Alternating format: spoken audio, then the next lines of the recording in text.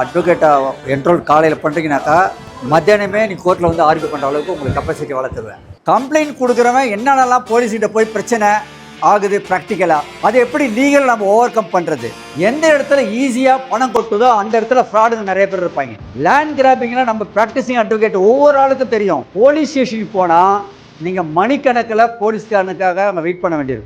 ஆனால் எஃப்ஐஆர் போட வேண்டிய கம்ப்ளைண்ட்டே வாங்காமல் இருந்தால் நீங்கள் என்ன பண்ணுவீங்க? நீங்கள் எங்கள் இடத்துலேருந்து இந்த மாதிரி பிரச்சனை நீங்கள் ஃபேஸ் பண்ணால் கேஸை ஃபேஸ் பண்ணாக்கா அப்போ தான் சார் உங்களுக்கு வழி தெரியும். நான் ஃபேஸ் பண்ணியிருக்கிறேன், நான் நிறைய கேஸ் பண்ணல, எக்கச்சக்கமாக கேஸ் பண்ணியிருக்கோம். அதில் சில மூணு கேஸ் மட்டும் உங்களுக்கு சொல்கிறேன். கணேஸ்வரன் சார் அவர்களை சங்கத்தின் சார்பாக வருகை என வரவேற்கிறோம்.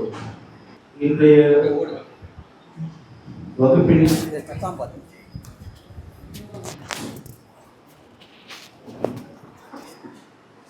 தலைப்பு என்ன என்று குறிப்பிட்டிருக்கோம். சமூக அக்ரீவ்டு பர்சன் வர்சஸ் போலீஸ். இதில் போலீஸில் நம்ம புகார் எதனா கொடுத்தது, போலீஸ் எதனா நடவடிக்கை எடுக்காதது இருக்கிற பட்சத்தில் வந்து பார்த்தீங்கன்னா என்னெல்லாம் வந்து ஒரு பாதிக்கப்பட்ட நபர் அதுக்கு அந்த போலீஸ் கம்ப்ளைண்ட்டில் வந்து நடவடிக்கை எடுக்கணும்னா மேற்கொண்டு என்ன நடவடிக்கைகள்லாம் எடுக்கலாம், அது குறித்து தெளிவாக விளக்கமாக சார் வந்து கிளாஸ் எடுக்கிறாங்க. சந்தேகம் இருக்கு, எந்த மாதிரிலாம் நடவடிக்கை மேற்கொள்ளலாம் அப்படின்னு உங்களுக்கு சந்தேகம் எழும் பட்சத்தில் சார்கிட்ட வந்து நீங்கள் சந்தேகம் கேட்கலாம். அவர் தெளிவுபடுத்திருக்காரு. அதனால தயவு கூர்ந்து நம்ம வழக்கறிஞர் சங்க உறுப்பினர்கள் அனைவரும் இதில் பெருமளவு கலந்து கொண்டு சிறப்பிக்குமாறும். தற்போது வந்து கிளாஸ் ஸ்டார்ட் பண்ணலாமா? சரியா 4 மணிக்கு சொல்லியிருந்தோம். சின்ன மரியாதை செலுத்திட்டு கிளாஸ் ஸ்டார்ட் பண்ணிடுவோம்.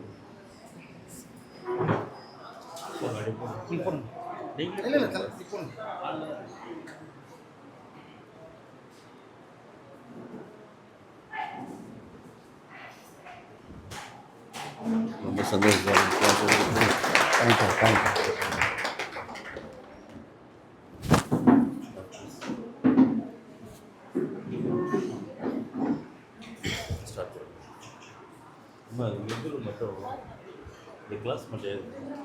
அனைவருக்கும் வணக்கம். கேட்குங்களா? அனைவருக்கும் வணக்கம். இந்த வாய்ப்பை எனக்கு கொடுத்த மாண்புமிகு மாவட்ட நீதிபதி செங்கல்பட்டு அவர்களுக்கும், அதாவது நம்முடைய சங்கத்தின் தலைவர், செயலாளர், பொருளாளர், ஏனைய நண்பர்களுக்கும், முக்கியமாக உங்கள் அனைவர்களுக்கும் உண்மையிலேயே நான் உங்களை பார்த்து சந்தோஷப்படுறோம். இந்த வாய்ப்பை கொடுத்ததுக்கு நம்ம அதெல்லாம் பேச வேணாம். ஏன்னா கொடுத்துருக்க டைம் வந்து ஏற்கனவே 10 நிமிஷம் ஆயிடுச்சு. 1 hour தான் எனக்கு கொடுத்துருக்காங்க. அதில் இன்னும் 10 நிமிஷம் ஓவர். ஸ்ட்ரெயிட்டாகவே will come to the subject. இப்போ எனக்கு கொடுத்துருக்க சப்ஜெக்ட் என்னன்னாக்கா, aggrieved person versus police. Aggrieved பர்சன்னாக்கா 2 விதமான அக்ரீவ்ட் பர்சன் இருப்பாங்க. ஒருத்தன் கம்ப்ளைண்ட் கொடுக்குறவன் என்னென்னலாம் போலீஸ்கிட்ட போய் பிரச்சனை ஆகுது ப்ராக்டிக்கலாக, அதை எப்படி லீகல் நம்ம ஓவர் கம் பண்ணுறது. அதில் நான் ஃபேஸ் பண்ண பிரச்சனை என்ன, லீகலாக எப்படி நான் அவுட் கம் பண்ணேன், எப்படி வெளியே வந்தேன், அந்த எக்ஸ்பீரியன்ஸை ஷேர் பண்ணுறது தான் உங்கள்கிட்ட வந்திருக்கேன். அக்ரீவ்ட் பர்சனாக அது ஒரு டைப். இன்னொருத்தவங்க இன்னசென்ட் பர்சன் மேலே கேஸை போட்டால் என்ன பண்ணலாம். ஒரு இன்னசென்ட் பர்சன் உங்கள்கிட்ட வந்துடுறாங்க, அவங்கள எப்படி நீங்கள் ப்ராக்டிக்கலாக சேவ் பண்ணுறீங்க, இவ்வளோ தான். இன்னொன்று, I want to make it clear, சட்டத்தில் என்ன இருக்குதோ அதை நான் அவ்வளோதான் டச் பண்ண போகிறதில்ல. கொஞ்சம் ரைட்டாக தான் டச் பண்ணுவேன். ஏன்னா அது புக்கில் இருக்குது, அது யார் வேணால் படிச்சுக்கலாம். ஆனால் அந்த சட்டத்தை நம்ம ப்ராக்டிக்கலாக அப்ளை பண்ணும்போது என்ன பிரச்சனை வருது, அதை எப்படி நம்ம ஓவர் கம் பண்ண போகிறோம், எப்படி ஃபேஸ் பண்ணுறோம் சக்ஸஸிவாக, அதுதான் இந்த கிளாஸினுடைய ஆப்ஜெக்டே. ஃபார் எக்ஸாம்பிள், இப்போ ஒருத்தர் வந்து ஒரு இன்னசென்ட் பர்சன், அவர் சைடு நியாயம் இருக்குது, நேர்மை இருக்குது. நான் பல கேஸை எடுக்க விரும்பலை. எந்த இடத்துல ஈஸியாக பணம் கொட்டுதோ அந்த இடத்துல ஃப்ராடுங்க நிறைய பேர் இருப்பாங்க. அதை பார்த்தீங்கன்னாக்கா எல்லாம் ஒரு மாஃபியா கும்மலே இருக்கும்.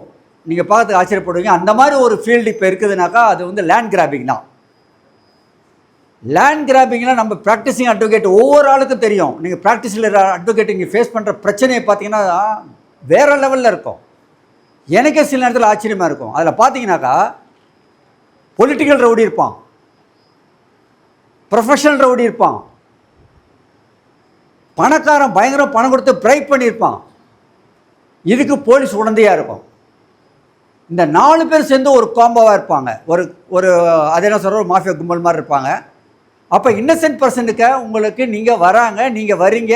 அப்போ அந்த இன்னசென்ட் பர்சன் உங்களை அப்ரோச் பண்ணுறாங்க, ஐயா இந்த மாதிரி என்னுடைய ப்ராப்பர்ட்டியை வந்து ஃபேப்ரிகேட் பண்ணி ஃபோர்ஜரி ரெக்கார்ட் பண்ணி இந்த மாதிரி வச்சுட்டாங்க அப்படின்னு சொல்லி வரும்போது நீங்கள் என்ன கம்ப்ளைண்ட் கொடுப்பீங்கன்றது சாதாரணமாக எழுதுவீங்க. இந்த மாதிரி ஃபோர்ஜரி, இந்த மாதிரி டாக்குமெண்ட்டு, இந்த மாதிரி சொல்லிட்டு ஸ்பெசிஃபிக்காக கம்ப்ளைண்ட் எழுதிடுறீங்க. ஆனால் போலீஸ் ஸ்டேஷனுக்கு போனால் அந்த இடத்துல நீங்கள் மணிக்கணக்கில் போலீஸ்காரனுக்காக அங்கே வெயிட் பண்ண வேண்டியிருக்கும். இன்ஸ்பெக்டர் அந்த டைமில் வந்தாலும் வரலாம், இல்லைன்னா அங்கே போய்ட்டார் இங்கே போய்ட்டார் சொல்லி ஸ்டேஷனில் இருக்க மாட்டாங்க. நீங்கள் உங்களுக்கு பர்சனல் எக்ஸ்பீரியன்ஸ் சொல்கிறேன். அப்படியே வந்தாலும் கூட அவங்க அந்த கம்ப்ளைண்ட்டை வாங்கி பார்த்துட்டு அதை ரிசீவ் பண்ணுறதுக்கு அது ஆக்சுவலாக கண்டென்ட் வந்து டிஸ்க்ளோசிங் காக்னிசபிள் அஃபென்ஸு, இதெல்லாம் வந்து fabrication of the records, forgery ரெக்கார்ட்ஸ்லாம் கிளியராக வந்து அது காக்னிசபிள் அஃபென்ஸ் தான். குறைஞ்சபட்சம் 10 வருஷம் தண்டனை. இது ஸ்ட்ரைட்டாகவே எஃப்ஐஆர் போடணும்.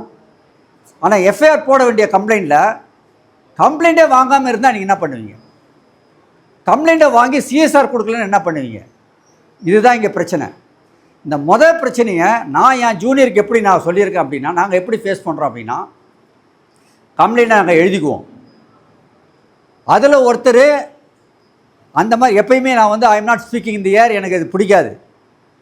அந்த வகையில் ஒருத்தருடைய இந்த ஒருத்தரை நான் இங்கேயே கூப்பிட்டு வந்திருக்கேன். மகேஷ் ஏந்திரிங்க மகேஷ். இதே கோர்ட்டில் JM 2 வந்து உங்கள் டிஸ்ட்ரிக்ட் டிஜேயில் சக்ஸஸ்ஃபுல்லாக ஆர்டர் வாங்கினவர் தான் அவரே. உட்காருங்க, உங்கள் மேட்டர் தான் பார்க்க போகிறோம்.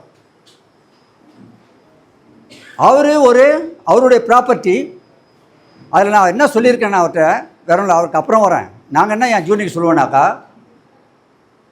நீங்கள் கம்ப்ளைண்ட்டை எழுதுறீங்க, ஸ்ட்ரெயிட்டாகவே போலீஸ் ஸ்டேஷனுக்கு போகாதீங்க. அந்த கம்ப்ளைண்ட்டை ஆன்லைனில் அப்லோட் பண்ணுங்கள். ஆன்லைன்னாக்கா போலீஸ் வெப்சைட் இருக்குது, தயவுசெய்து போலீஸ் வெப்சைட்டில் பண்ணுங்கள். அது டெலிவரி ரிப்போர்ட் எடுத்துங்க. அதுக்கப்புறம் இமெயில் ஐடி, முடிஞ்சால் இன்ஸ்பெக்டர் இமெயில் ஐடி கூகுளில் பாருங்கள், சர்ச் பண்ணுங்கள்.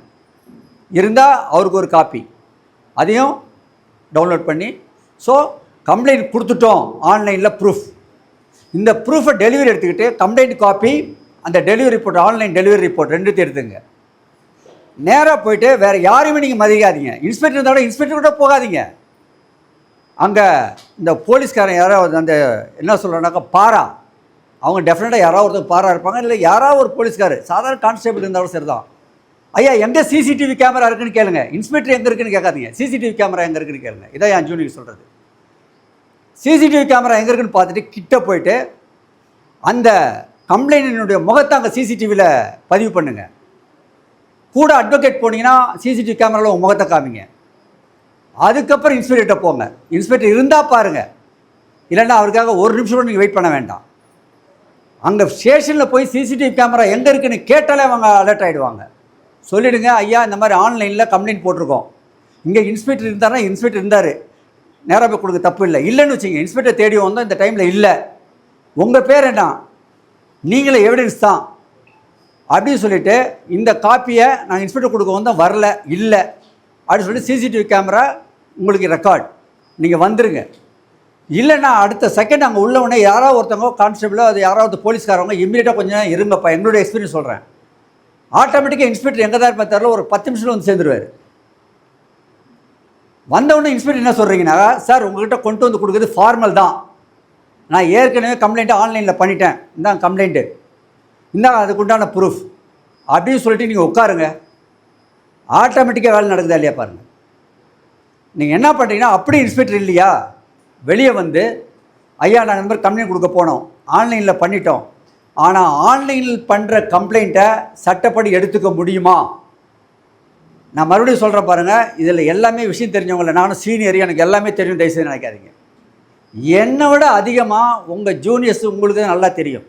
ஏன்னா உங்கள் மைண்டு தான் ரொம்ப அலர்ட்டாக இருக்கும், ஃபீல்டு எக்ஸ்பீரியன்ஸ் நிறையா இருக்கும். எங்களுதெல்லாம் அந்தளவுக்கு ஃபீல்டு எக்ஸ்பீரியன்ஸ்லாம் நான் வந்து கிட்டத்தட்ட 1987 அட்வொகேட்டாக ஆன பிறகு அப்போது உள்ள மைண்ட் செட் அந்த ஃபஸ்ட்டு 5 இயர்ஸில் வந்து அலர்ட்னஸ் இப்போ இல்லை. ஸோ நான் உங்களை நம்பி தான் அந்த கிளாஸ் எடுக்கிறேன். அதில் சில கொஸ்டின் கேட்டாக்கா நீ தாராளமாக சொல்லலாம், எல்லாமே எனக்கு தெரிஞ்சிருக்குன்ற அவசியம் இல்லை. என்ன பண்ணுறீங்கனாக்கா, நம்ம இப்போ ஆன்லைனில் கம்ப்ளைண்ட் பண்ணுறோம். ஆன்லைன் கம்ப்ளைண்ட் வந்து whether it is authorised by law, authorised by law தான் 173 பிஎன்டபிள்எஸ் பார்த்தீங்கன்னாக்கா நம்ம ஆன்லைனில் எலக்ட்ரானிக் கம்யூனிகேஷனில் கொடுக்கலாம்னு இருக்குது. ஆத்தரைஸ் பண்ணி இப்போ பிஎன்எஸ்ஸில் தான் இருக்குது, பிஎன்எஸ்எஸில் தான் இருக்குது. ஆனால் ஒரு கண்டிஷன் கொடுத்துருக்கான். என்ன கண்டிஷன்னாக்கா, கம்ப்ளைண்ட் கொடுத்த பிறகு வித்தின் 3 டேஸில் நீங்கள் பர்சனலாக போய் கையெழுத்து போடணும், இல்லைனா அது கம்ப்ளைண்ட் செல்லாது.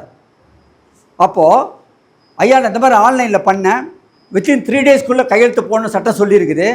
நான் மறுநாளே இல்லை அன்றைக்கே வந்தேன், உங்களை இத்தனை மணிக்கு பார்க்க முடியல, அங்கே உள்ள சிசிடிவி கேமராவில் நான் பதிவு பண்ணிட்டு வந்தேன், அதனால் இப்போ உங்களை பார்க்க முடியாதனால நான் ரிஜிஸ்டர் போஸ்ட் பண்ணுறேன். ரிஜிஸ்டர் போஸ்ட்டோ இல்லை ஸ்பீட் போஸ்ட்டோ நீங்கள் பண்ணிடலாம். ஆனால் அந்த ஸ்பீட் போஸ்ட் பண்ணும்போது உங்கள் கம்ப்ளைண்ட்டோட சேர்த்து கீழே குறிப்புன்னு எழுதுங்க.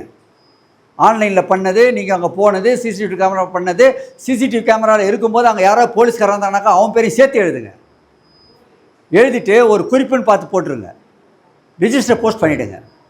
அக்னாலஜ்மெண்ட் வந்துடும். அதுவே உங்களுக்கு சிஎஸ்ஆர் மாதிரி தான். ஆனால் எஃப்ஐஆர் போட வேண்டிய இடத்துல நம்ம ரிஜிஸ்டர் போஸ்ட்டு அக்னாலஜ்மெண்ட்டு தான் வந்திருக்குது. சில இடத்துல பார்த்தீங்கன்னா ப்ராக்டிக்கல் டிஃபிகல்ட்டி சொல்கிறேன் பாருங்கள், போலீஸ் டிபார்ட்மெண்ட்டுக்கு அனுப்புகிற அக்னாலஜ்மெண்ட் 90% வராது. அது ஏன்னு கேட்க முடியாது. அது யார் எடுப்பா என்ன தெரியல. அக்னாலஜ்மெண்ட்டுக்கு அந்த கையெழுத்து போட்டு வர போஸ்ட்மேனை கூப்பிட்டு வாங்கிட்டு அந்த அக்னாலஜ்மெண்ட்டில் கையெழுத்து போடாமல் அனுப்பிச்சிடுவாங்களா என்னன்னு தெரியாது. அதெல்லாம் ப்ராக்டிக்கல் டிஃபிகல்ட்டிஸ். நோ ஹார்ம், இந்த மாதிரி போலீஸ் செய்வாங்க அப்படின்னு தெரிஞ்சு தான் நம்ம ட்ராக் இருக்குது. நீங்கள் ஆன்லைன் ட்ராக் பண்ணி நிறைய பேர் தெரியும் நினைக்க, நம்ம அந்த ரெஜிஸ்டர் போஸ்ட் பண்ண பிறகு அந்த ட்ராக் எடுக்கலாம் ஆன்லைனில். அந்த ட்ராக் எடுத்து டெலிவரி ரிப்போர்ட் வச்சாலே முடிஞ்சு போச்சு. அதுவே கோர்ட்டில் அக்செப்ட் பண்ணுவாங்க. ஆஸ் யூஷுவலாக நான் ஏற்கனவே சொன்னேன், அக்ரிட் பர்சன் வெர்சஸ் போலீஸ். போலீஸ் கூட யார் யார் இருக்காங்கன்னு நான் ஏற்கனவே சொன்னேன். எல்லாருமே பணக்காரர்லேருந்து எல்லாமே ஒன்றா இருக்காங்க. இது இன்னசென்ட் பர்சன் தனியாக நிற்கிறான். அப்போ போலீஸுடைய செயல்பாடுகள் எப்படி இருக்கும், அதை எப்படி ஓவர் கம் பண்ணுன்றதுக்கு தான் இப்போ இந்த கிளாஸு. ஸோ இந்த கம்ப்ளைண்ட் கொடுத்த உடனே சத்தியமாக கூட கூட மாட்டான். கரெக்டாக 1 வாரம் வெயிட் பண்ணுங்கள். சட்டப்படி 2 வாரம் சொல்லியிருக்காங்க. ப்ரிலிமினரி என்கொயரி அதெல்லாம் அந்த லெவலில் நான் போகல. 1 வாரம் வெயிட் பண்ணுங்கள் போதும். ஆஸ் யூஷுவலாக உங்களுக்கு தெரியும் சட்டத்தில் இருக்குது. எஸ்பிக்கு மஃபசலாக இருந்தாக்கா, டெப்டி கமிஷனர் சிட்டியாக இருந்தாக்கா, ஐயா இந்த மாதிரி கம்ப்ளைண்ட் கொடுத்தேன், content of the complaint discloses the cognizable offence, பெருங்குற்றம் அதில் கண்டென்ட்டில் இருக்குது.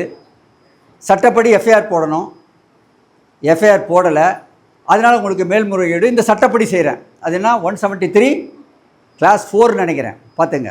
173 clause 4 I think so, subject to correction எல்லாமே 173 தான் இருக்குது. அவருக்கு முடிஞ்ச பிறகு என்ன செய்யணும்னு உங்களுக்கு தெரியும். ஆஸ் யூஷுவலாக மேஜிஸ்ட்ரேட் கோர்ட்டுக்கு வந்துடுறீங்க. மேஜிஸ்ட்ரேட் கோர்ட்டில் வந்தவுடனே இங்கே தான் சிக்கலே ஆரம்பிக்குது. நீங்கள் எஃப்ஐஆர் போடுறதுக்கு கோர்ட்டு என்ன பண்ணணும்? இப்போ ஒன்றும் வேண்டாங்க, சட்டத்தை நான் சொல்லிடுறேங்க. ஒரு கம்ப்ளைண்ட்டு இன்ஸ்பெக்டர் வாங்குகிறான் அப்படின்னாக்கா சட்டத்தில் அவனுடைய டியூட்டி என்ன, சட்டம் என்ன சொல்லுது? நான் இன்ஸ்பெக்டர், நான் வாங்கி பார்க்குறேன், நான் என்ன செய்யணும்? ஒன்லி கண்டென்ட் ஆஃப் தி கம்ப்ளைண்ட்டை மட்டும்தான் பார்க்கணும். If the content of the complaint discloses the cognizable offense, FIR போடு டைரெக்டாக. இது எங்கே சொல்லுது? சட்டம் சொல்லுது. ஆனால் ப்ராக்டிக்கலாக என்ன பண்ணுறோம்? இந்த டாக்குமெண்ட் எடுத்துருவா, அந்த டாக்குமெண்ட் எடுத்துருவா. சிஎஸ்ஆர் கூட பண்ண மாட்டாங்க. ஏதோ ஒரு இன்வெஸ்டிகேஷனால் இதை எடுத்துருவா, அதை எடுத்துருவான்னு சொல்லிட்டு பயங்கரம் சுத்த விடுவாங்க. ஏன்னா ஏற்கனவே நான் சொல்கிறது மாதிரி ஏற்கனவே அவங்கெல்லாம் ஒரு செட்டப்பாக இருக்கிறதுனால அந்த மாதிரி சொல்லி செய்வானுங்க. நீங்கள் அந்த மாதிரி ஒரு ஆள் சப்போஸ் கூப்பிட்டாங்க அப்படின்னாக்கா ஓரலில் தான் கூப்பிடுவாங்க, ஃபோனில் தான் கூப்பிடுவாங்க. தயவுசெய்து ஃபோனில் கூப்பிட்டாக்கா போகாதீங்க. நான் மறுபடியும் ரிமைண்ட் பண்ணுறேன் பாருங்கள். போலீஸ், ட்ரைபு, ஒரு பணக்காரன், ரவுடி கும்பல் எல்லாம் சேர்ந்து ஒன்றா சேர்ந்து உங்களுக்கு அகைன்ஸ்டாக இருக்கும்போது ஒரு இன்னசென்ட் பர்சனுக்காக நீங்கள் வந்து கேஸை எடுக்கும்போது தான் இந்த சூழ்நிலையெல்லாம் வரும். மற்றபடி எல்லா விஷயத்திலையும் நான் சொல்ல வரல. அப்போது போலீஸ் என்ன செய்வான்? டிசிக்கு அனுப்பிச்சோன்னா ஒரு ஃபார்மலாக நீங்கள் வாங்கன்னு சொல்லிட்டு ஒவ்வொரு ஃபோனில் கூப்பிடுவோம். சில பேர் அது கூட கூப்பிட மாட்டாங்க. ஆமாம், நீங்கள் இப்போ கம்ப்ளைண்ட் கொடுத்துட்டீங்க இல்லையா? கம்ப்ளைண்ட் கொடுத்த பிறகு ஆர்டிஐயில் எது கேட்க முடியுமா? பிஎன்எஸ்எஸ்லேயே இருக்குது 193. 193ல் ஸ்டேட்டஸ் ரிப்போர்ட் அவன் கொடுத்தாகணும். இன்வெஸ்டிகேஷன் ஸ்டேட்டஸ் ரிப்போர்ட் கொடுத்தாகணும். பிகம்ஸ் லா நவ். அதை கோட் பண்ணி இன்ஸ்பெக்டருக்கு ஒரு ஆர்டிஐ, அதேமாதிரி டிசிக்கு ஒரு ஆர்டிஐ. இன்னொன்று முக்கியமான விஷயம் சொல்லணும். நிறைய பேர் என்ன செய்வாங்கனாக்கா, இன்ஸ்பெக்டர்லேருந்து சிஎம் வரைக்கும் பெட்டிஷன் கொடுப்பாங்க. தயவுசெய்து செல்லாது, உங்களுக்கு நல்லா தெரியும். சட்டத்தினுடைய பார்வையில் 2 பேர் தான். ஒன்று SHO, that is a concern இன்ஸ்பெக்டராக இருப்பாங்களா, இல்லைன்னா எஸ்ஐயாக இருப்பாங்க. அதுக்கு அடுத்தபடியாக டிசி தான். இவங்க 2 பேர் தவிர நீங்கள் யார்கிட்ட கொடுத்தாலும் அது வேஸ்ட்டு தான். அதை மைண்டில் வச்சுங்க. சரி, மறுபடியும் கம் டு தி சப்ஜெக்ட். நீங்கள் இது எக்ஸ்ட்ரா நீங்கள் என்ன உங்களோட ஸ்டேட்டஸ் ரிப்போர்ட் கேட்கறதுக்கு சட்டத்தில் வழி இருக்குது, அது கேட்கலாம். இதை விடுங்க, அதோட ஸ்டேட்டஸ் ரிப்போர்ட் வரும், இல்லை வராமல் கூட போகும். ஃபோனில் கூப்பிட்டா நீங்கள் தயவுசெய்து போகாதீங்க. You insist police notice. Police notice insist பண்ணுங்க. போலீஸ் நோட்டீஸ் இன்சிஸ்ட் பண்ணிங்கனாக்கா போலீஸ் நோட்டீஸ் வரும். அப்போ நீங்கள் என்ன செய்யணும் அப்படின்னாக்கா, 2 வழி உங்களுக்கு உண்டு. ஐயா, நான் கொடுத்தது கம்ப்ளைண்ட்டு டிஸ்க்ளோசிங் தி காக்னிசபிள் அஃபென்ஸ், அதில் போலீஸ் நோட்டீஸ் கொடுக்கக்கூடாது. அதில் என்ன செய்யணும் அப்படின்னாக்கா, நீங்கள் முதல்ல எஃப்ஐஆரை போடணும். யார் சொல்கிறது? எல்லாத்துக்குமே தெரியும், லலிதா குமாரி கேஸ். லலிதா குமாரி கேஸில் பேராகிராஃப் 111, அதில் பார்த்தீங்கன்னா எல்லாம் கம்ப்ளீட்டாக சொல்லியிருப்பாங்க. 111 ஃபுல்லாக படிச்சிங்கனாக்கா அதில் என்ன சொல்லுவாங்கன்னா, மெயினாக சொல்கிறேன் பாருங்கள், நீங்கள் ஒவ்வொருத்தவங்களும் சரி தான் மேஜிஸ்ட்ரேட் கோர்ட்டில் ஆர்கியூ பண்ணணும். ஏன்னா போலீஸ் ஸ்டேஷனில் போய் நீங்கள் லா பாயிண்ட்டை பேசுனீங்கன்னா நம்ம மேலே கேஸ் போடுவான். தயவுசெய்து அங்கே மேக்ஸிமம் போலீஸ் ஸ்டேஷனுக்கு போகாதீங்க. அப்படி போனால் கூட அவங்க என்ன பேசலாம் ஒவ்வொன்று கேட்டு வந்துடுங்க. ஒரு எவிடன்ஸுக்கு தான் நீங்கள் அங்கே போகிறீங்க. ஆனால் கோர்ட்டில் வரும்போது நீங்கள் சட்டத்தை பேசலாம். எப்படி விஷயம்னா, ஒரு கம்ப்ளைண்ட் வாங்கின உடனே போலீஸ் ஆஃபீஸருடைய டியூட்டி என்னென்னா, அதனுடைய கண்டென்ட்டை மட்டும்தான் படிக்கணும். கண்டென்ட்டில் டிஸ்க்ளோசிங் காக்னிசபிள் அஃபென்ஸ்னால் எஃப்ஐஆரை போடு. இதுதான் லலிதா குமாரி கேஸ். சரி, டிஸ்க்ளோசிங் காக்னிசபிள் அஃபென்ஸ்னால் ரைட்டு. நான் காக்னிசபிள் அஃபென்ஸு பிரிமினரி இன்வெஸ்டிகேஷன் அப்புறம் அடுத்தது வரேன். லலிதா குமாரி கேஸ் சொல்லிடுச்சு. சரி, அதை விடுங்க. நம்ம நாட்டினுடைய பெரிய அமைப்பு பார்லிமெண்ட்டு ஓல்டு லாவில் பார்த்தீங்கன்னா 154 சிஆர்பிசி, நியூவில் 173. பார்லிமெண்ட் போட்ட சட்டம் என்ன சொல்லுது? அதுதான் சொல்லுது, content of the complaint disclose cognizable எஃப்ஐஆரை போடுது. இதை இன்சிஸ்ட் பண்ணி நம்ம high court last BN Prakash Sugesan transport is very very important judgment. நீங்கள் தயவுசெய்து அது கூகுளில் நீங்கள் சர்ச் பண்ணி எழுதிங்க. சுகேஷன் டிரான்ஸ்போர்ட்டு நீங்கள் ஒரு முறைக்கு 100 முறை படிக்க வேண்டியிருக்கும். ஏன்னா அது முக்கியமான மேட்ரு. ஏன்றதை நான் சொல்கிறேன் பின்னாடி. அதில் தெளிவாக சொல்லியிருப்பாங்க நீங்கள் எஃப்ஐஆர் போடணும்னு. எஃப்ஐஆர் போடலைன்னா அந்த ஆஃபீஸர் மேலே கிரிமினல் ஆக்ஷன் எடுக்கணும், டிபார்ட்மெண்டல் ஆக்ஷன் எடுக்கணும். இது எது? ஹைகோர்ட், சுப்ரீம் கோர்ட் சொல்லுது. ஆனால் எத்தனை போலீஸ் ஆஃபீஸரு அந்த மாதிரி கரெக்டாக ஃபாலோ பண்ணுறாங்க? 90% ஃபாலோ பண்ணுறதில்ல. எத்தனை கோர்ட் அவங்க மேலே ஆக்ஷன் எடுத்துருக்குது? அதை விடுங்க, கோர்ட் எடுக்கிறதே இல்லையோ. ஆனால் இந்த மாதிரி கோர்ட் சட்டத்தை நீங்கள் வயலேட் பண்ணுறீங்க, இவங்க மேலே கிரிமினல் ஆக்ஷன் எடுங்க அப்படின்னு சொல்லிட்டு உங்களில் எத்தனை பேர் நீங்கள் மெமோவோ இல்லை கம்ப்ளைண்ட்டோ ஐஓ மேலே போட்டிருக்கீங்க? எல்லாமே நம்ம மூலயமா வரணுங்க. நீங்கள் மெமோ போடுங்க, இல்லைனாக்கா ஒரு தனியாக ஒரு பெட்டிஷனே போடுங்க. சட்டம் இந்த மாதிரி சொல்லுது, இந்த மாதிரி சட்டம் சொல்லுது. சட்டத்தை வயலேட் பண்ணிட்டான். எஃப்ஐஆர் போட வேண்டியது எஃப்ஐஆர் போடலை. அவர் செஞ்சது against law lay down by the honourable Supreme Court of India இந்த case of Lalitha Kumari. High court எல்லாம் சைட் பண்ணி லாவை வயலேட் பண்ணிட்டாங்க. அப்போது ஒரு ஐஓ லா வயலேட் பண்ணிட்டா எந்த செக்ஷன் அட்ராக்ட் ஆகும்? 166 and 166 கேபிட்டல் ஏ. ரெண்டுக்கு வித்தியாசம் இருக்குது, நான் அப்புறம் சொல்கிறேன். ஸோ இந்த இடத்துல 166 கேபிட்டல் ஏ வரும். அதில் அந்த ஐஓ மேலே ஆக்ஷன் எடுங்கன்னு சொல்லிட்டு நீங்கள் உங்களில் எத்தனை பேர் நீங்கள் மெமோவோ இல்லை பெட்டிஷனோ கம்ப்ளைண்ட்டோ பண்ணீங்க? சில இடத்துல அந்த மாதிரி போட்டிங்கனாக்கா மேஜிஸ்ட்ரேட் அதை வாங்கி பார்த்துட்டு அங்கே தான் அங்கே பிரச்சனை. பாருங்கள், நான் சொல்கிறது கோச்சிக்காதீங்க. இதெல்லாம் நீங்கள் ஃபேஸ் பண்ணீங்களோ இல்லையா, நான் ஃபேஸ் பண்ணியிருக்கேன்.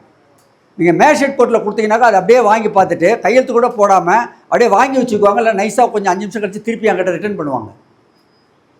அப்போ அதை தடுக்கணும்னா என்ன, நம்ம கொடுக்குற மெமோவை ரெக்கார்ட் பண்ணாமல் ஒரு ஜேஎம் கொடுத்தாங்கனாக்கா அந்த பிரச்சனையை எப்படி ஓவர் கம் பண்ணுறது? இப்போ அருமையான வழி வந்திருக்குது. எது? ஆன்லைனில் பண்ணுங்கள். அந்த மெமோவோ இல்லை அந்த பெட்டிஷனோ ஆன்லைனில் பண்ணுங்கள். ஆன்லைனில் பண்ண பிறகு ரெக்கார்ட் ஆகிடும். ரெக்கார்ட் பண்ணிட்டு நீங்கள் செக்ஷனுக்கு போயிட்டு அதனுடைய எஸ்ஆர் நம்பரோ ஜி நம்பரோ வாங்கி அது மேலே எழுதி அதுக்கப்புறம் ப்ரெசென்ட் பண்ணுங்கள். அதுக்கு ஏதாவது அவங்க டிஸ்போசல் பண்ணியே ஆகணும்.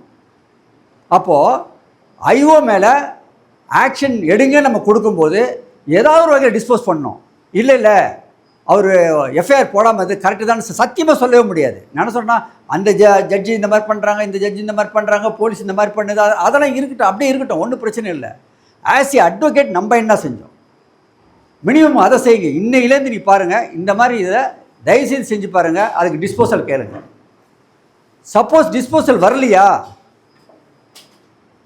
அதுக்கப்புறம் கிரிமினல் ஆர்சி இருக்குது, உங்கள் டிஜேகிட்டே போடலாம், இல்லைன்னா ஹைகோர்ட்டு கூட வரலாம்.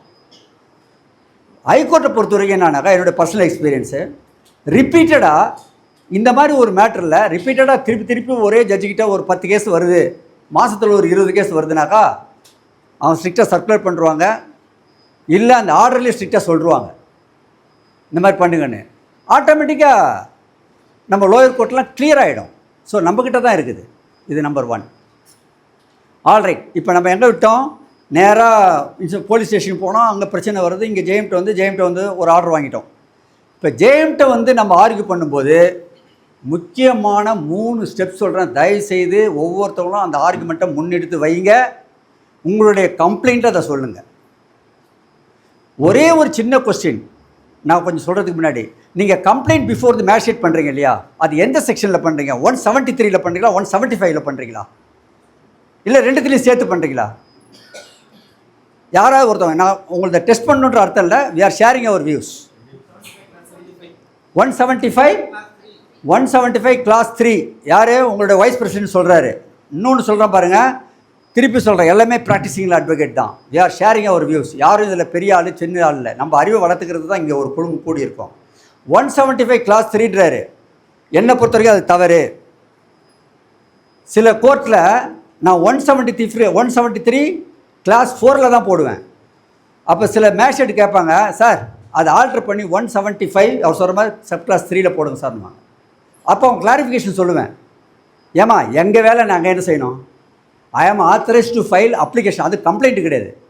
Statutory word that has been used under the BNSS நீங்கள் பார்த்தீங்கன்னாக்கா அப்ளிகேஷன் தான் அது. It's not a complaint. But anyway நான் அது உள்ளுக்கு போகல.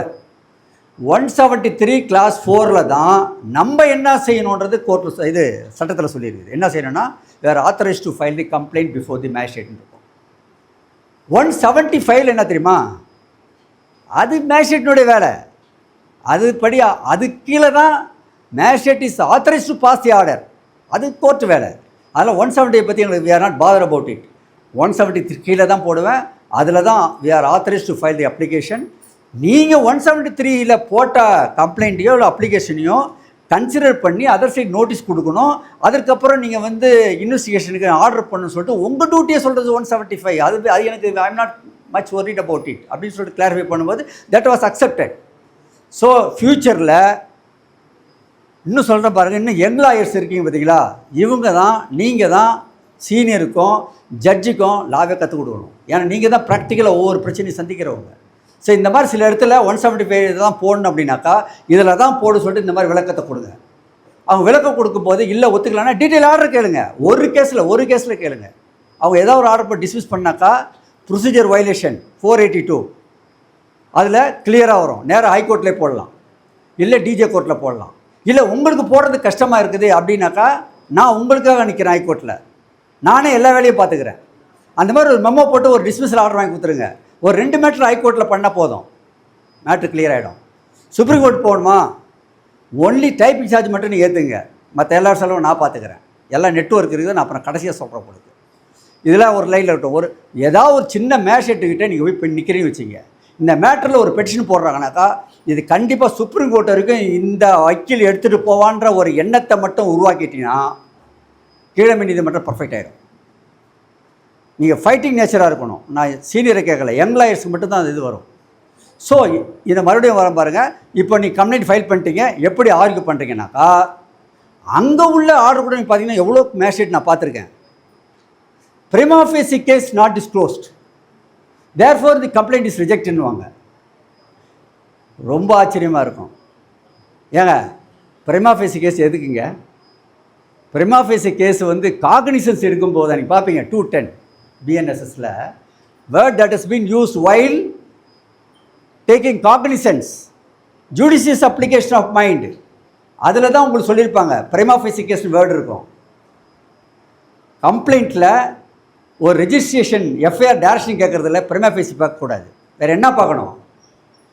Content of the complaint disclose as the cognizance offense இல்லையா? அவங்க என்ன எழுதணும்னா instead of saying or instead of specifying prima facie case is not made out therefore dismiss சொல்கிறத விட content of the complaint does not disclose the cognizable offense therefore dismissed சொன்ன கூட நான் திருப்தி ஆகிடுவேன். ஸோ கம்ப்ளைண்ட்டை பொறுத்த வரைக்கும் content of the complaint disclose the cognizable அஃபென்ஸாக இல்லையான்னு மட்டும்தான் வேர்டிங் இருக்கணும். ஆனால் 90% மேஜிஸ்ட்ரேட் வந்து prima facie பற்றி பேசுகிறாங்க. That is wrong. அதை நீங்கள் மெமோவில் காமிங்க, இல்லைனாக்கா கிரிமினல் ஆர்சி போடும்போது டிஜே கோர்ட்லேயோ இல்லை ஹைகோர்ட்லேயோ அதை காமிங்க, டெஃபினட்டாக அக்செப்ட் பண்ணிக்குவாங்க. So first argument would be கம்ப்ளைண்ட்டில் எந்த டாக்குமெண்ட் வைக்காதீங்க, தயவுசெய்து இந்த டாக்குமெண்ட் வைக்காதீங்க. 4 டாக்குமெண்ட்டு, இன்னும் கேட்டால் 2 டாக்குமெண்ட் தான். ஒன்று complaint to the SHO and its acknowledgement due, number 1.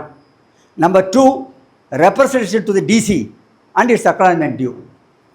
போதும், வேறு எதுவுமே வைக்காதீங்க. மேஜிஸ்ட்ரேட் சில நேரத்தில் இதெல்லாம் சொல்லியிருக்கீங்கன்னா எக்ஸ்ட்ரா டாக்குமெண்ட் வேணுமேனு கேட்பாங்க. இந்த ஸ்டேஜில் கேட்கலாமா? கேட்கக்கூடாது. யார் சொல்கிறா? அதே லலிதா குமாரி கேஸ் தான். Magistrate R the SHO cannot travel beyond the content of the complaint for the purpose of registering FIR. This is the law. இன்னொரு கேஸ் எழுதிக்கிங்க, ரமேஷ் குமாரி. நான் எல்லா ஜட்ஜ்மெண்ட்டையும் என்னுடைய சேனலில் போட்டிருப்பேன். தயவுசெய்து இது இன்ட்ராகனம் நான் கொஞ்சம் முக்கியமான என்னை பற்றி இன்ட்ரடக்ஷன் சொல்கிறதுக்கு நான் மறந்துட்டேன். 2 வேர்டு நான் சொல்லிடுறேன் பாருங்கள். என்னுடைய சேனல் 2 இருக்குது. லா எக்ஸ்பர்ட்ஸ் MV, லா LAW லா எக்ஸ் PERTS லா எக்ஸ்பர்ட்ஸ் MVன்னு ஒரு சேனலு. இன்னொன்று லீகல் வைரஸ். லா எக்ஸ்பர்ட்ஸ் MVன்றது அங்கே நான் சிவில் ஜட்ஜுக்கு உண்டான ட்ரைனிங் கொடுக்குறோம். இப்போ லேட்டஸ்ட்டு ஒரு 250 பேரில் 73 பேர் சிவில் ஜட்ஜி எங்கள் இதில் தான் ஆகியிருக்காங்க. இப்போ லேட்டஸ்ட்டாக உள்ள ஒரு APP எக்ஸாமில் கூட ஸ்டேட் ஃபஸ்ட் ரேங்க்கும் எங்கள் இன்ஸ்டியூஷனில் தான் இருந்தாங்க. நிறைய பேர் APP கூட கிளியர் பண்ணாங்க. ஸோ அந்த இன்ஸ்டியூஷனில் நான் பண்ணும்போது எங்கள் இன்ஸ்டியூஷனில் செலக்ட் ஆன எந்த ஜேஎம்மோ இல்லை எந்த சிவில் ஜட்ஜோ இந்த லாவில் வெரி கிளியராக இருப்பாங்க. அவங்க ஆர்டர்லாம் பார்த்தீங்கன்னாக்கா content of the complaint disclose the cognizable offense, therefore I direct the SHO or the inspector to register the FIR. 4 வார்த்தையில் எழுதுவான். அதெல்லாம் எங்கள் இன்ஸ்டியூஷன் அர்த்தம். இன்னொன்று பார்த்தீங்கன்னா சரி தான், அதுக்கு மேலே ஒரு படி போகிறேன். FIRல சில கண்டென்ட் சொல்கிறீங்க, அது உண்மையா பொய்யா அப்படின்னு பார்க்கணுமா இல்லையா? அதை பார்த்த பிறகு தானே FIR போடுவீங்க. அப்படின்னாக்கா சுப்ரீம் கோர்ட் சொல்லுது இதே ரமேஷ்குமார் கேஸில், கண்டென்ட் ஆஃப் தி கம்ப்ளைண்ட் உண்மையாக பொய்யான்னு பார்க்க வேண்டிய வேலை உனக்கு இல்லை. நீ மதர் ரெஜிஸ்டர் பண்ணு. You can't travel beyond the content of the complaint. You can't test whether the contents are genuine or not. Genuinity complaint cannot be gone into before registering the FIR, which can be gone into after registration of the FIR, that is during the course of the investigation. That means என்னன்னா content வந்து ஒரு complaint கொடுக்குறீங்க, அது பொய்யா மெய்யா அப்படின்ற பார்க்க வேண்டிய அவசியம் இல்லை. அது எப்போ பார்க்கணுன்னா எஃப்ஐஆரை போட்டுடு. எஃப்ஐஆரை போட்ட பிறகு இன்வெஸ்டிகேஷன் பண்ணு. இன்வெஸ்டிகேஷன் பண்ணும்போது அது தவறா சரியான்னு சொல்லிட்டு பண்ணு. தவறுனாக்கா MF பண்ணு. ஆனால் அதுக்கு முன்னாடி நீ பண்ணாத அப்படின்றதும் தெளிவாக இருக்குது. ஸோ நீ ஆர்குமெண்ட் பண்ணும்போது அம்மா அதை பாருங்கள், content of the FIR disclose the cognizable offence, அதுக்கு மேலே நீங்கள் போகக்கூடாது. சுப்ரீம் கோர்ட் சொல்லியிருக்குது. Lalitha Kumar case, Rameshkumar case. அதே மாதிரி நான் பார்க்குறது ஜென்யூனிட்டியாக இல்லைன்னு சொல்லிட்டு பார்க்கக்கூடாது. அதுவும் ரமேஷ்குமார் கேஸ் சுப்ரீம் கோர்ட் சொல்லுது. நீ இப்போ எக்ஸ்ட்ரா டாக்குமெண்ட்டு என்னன்னாக்கா SHO கொடுத்ததுக்கு இல்லாமல் ரெப்ரசன்ட் டு தி DC கொடுத்தது இல்லாமல் வேறு டாக்குமெண்ட் கேட்டிங்கனாக்கா அது நீங்கள் கேட்க முடியாது. சட்டம் சொல்லுது அப்படி. அது யார் கேட்கணும்? IO கேட்கணும். எப்போ? After registration of FIR. அது இன்வெஸ்டிகேஷன் பீரியடில் உங்கள்கிட்ட வாங்குறாங்க பாருங்கள், அது மட்டும்தான் எவிடன்ஸாக மாறும். கோர்ட்டில் கொடுக்குறதோ இல்லை பிஃபோர் ரிஜிஸ்ட்ரேஷன் ஐஓ கேட்டு கொடுக்குறதோ அது எவிடன்ஸாக மாறாது. அதனால் நம்ம அதாவது லோயர் கோர்ட்டில் கேட்குறது இல்லை ஜேஎம்ஓ சிவில் ஜட்ஜோ கேட்டாங்கன்னா எந்த டாக்குமெண்ட்டும் கொடுக்குறது வேஸ்ட்டு அப்படின்னு சொல்லிட்டு இந்த 2 ஜட்ஜ்மெண்ட்டும் நீங்கள் சைட் பண்ணுங்கள். இந்த ஜட்ஜ்மெண்ட்டெல்லாம் உங்களுடைய வைஸ் பிரசிடென்ட்டு ஜெயபிரபு கிட்ட கொடுத்துருக்கோம். ரைட். இப்போ அடுத்த கட்டத்துக்கு வாங்க. இதில் இன்னொரு விஷயம் என்னென்னா, இப்போது நீ கேட்பீங்க, நான் கூட ஸ்டார்டிங்கில் ஏதாவது பிரச்சனைனாக்கா உள்ளுக்கு ஒரே பிரச்சனை ரவுடித்தனம் அப்படிலாம் பண்ணியிருக்கோம், பேசியிருக்கோம். அது மாதிரி எல்லாருமே அந்த லைனில் வந்து தான் போவாங்க. ஐஓ கேட்கணும் எப்போ? After register of FIR. அது இன்வெஸ்டிகேஷன் பீரியடில் உங்கள்கிட்ட இருந்து வாங்குறாங்க பாருங்கள், அது மட்டும்தான் எவிடன்ஸாக மாறும். கோர்ட்டில் கொடுக்குறதோ இல்லை பிஃபோர் ரிஜிஸ்ட்ரேஷன் ஐஓ கேட்டு கொடுக்குறதோ அது எவிடன்ஸாக மாறாது. அதனால் நம்ம அதாவது லோயர் கோர்ட்டில் கேட்குறது இல்லை ஜேஎம்ஓ சிவில் ஜட்ஜோ கேட்டாங்கன்னா எந்த டாக்குமெண்ட்டும் கொடுக்குறது வேஸ்ட்டு அப்படின்னு சொல்லிட்டு இந்த 2 ஜட்ஜ்மெண்ட்டும் நீங்கள் சைட் பண்ணுங்கள். இந்த ஜட்ஜ்மெண்ட்டெல்லாம் உங்களுடைய வைஸ் பிரசிடென்ட்டு ஜெயபிரபு கிட்ட கொடுத்துருக்கோம். ரைட். இப்போ அடுத்த கட்டத்துக்கு வாங்க. இதில் இன்னொரு விஷயம் என்னென்னா,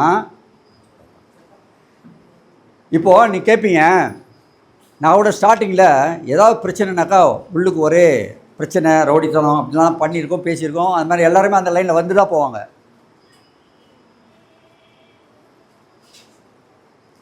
சார் நீங்கள் இவ்வளோ பேசுகிறீங்க, உங்களுக்கு நீங்கள் வந்து மேடையில் பேசிட்டு போயிடலாம். நீங்கள் எங்கள் இடத்துல இருந்து இந்த மாதிரி பிரச்சனை நீங்கள் ஃபேஸ் பண்ணால் கேஸை ஃபேஸ் பண்ணாக்கா அப்போ தான் சார் உங்களுக்கு வழி தெரியும் அப்படின்னு கேட்கலாம். நான் ஃபேஸ் பண்ணியிருக்கிறேன்.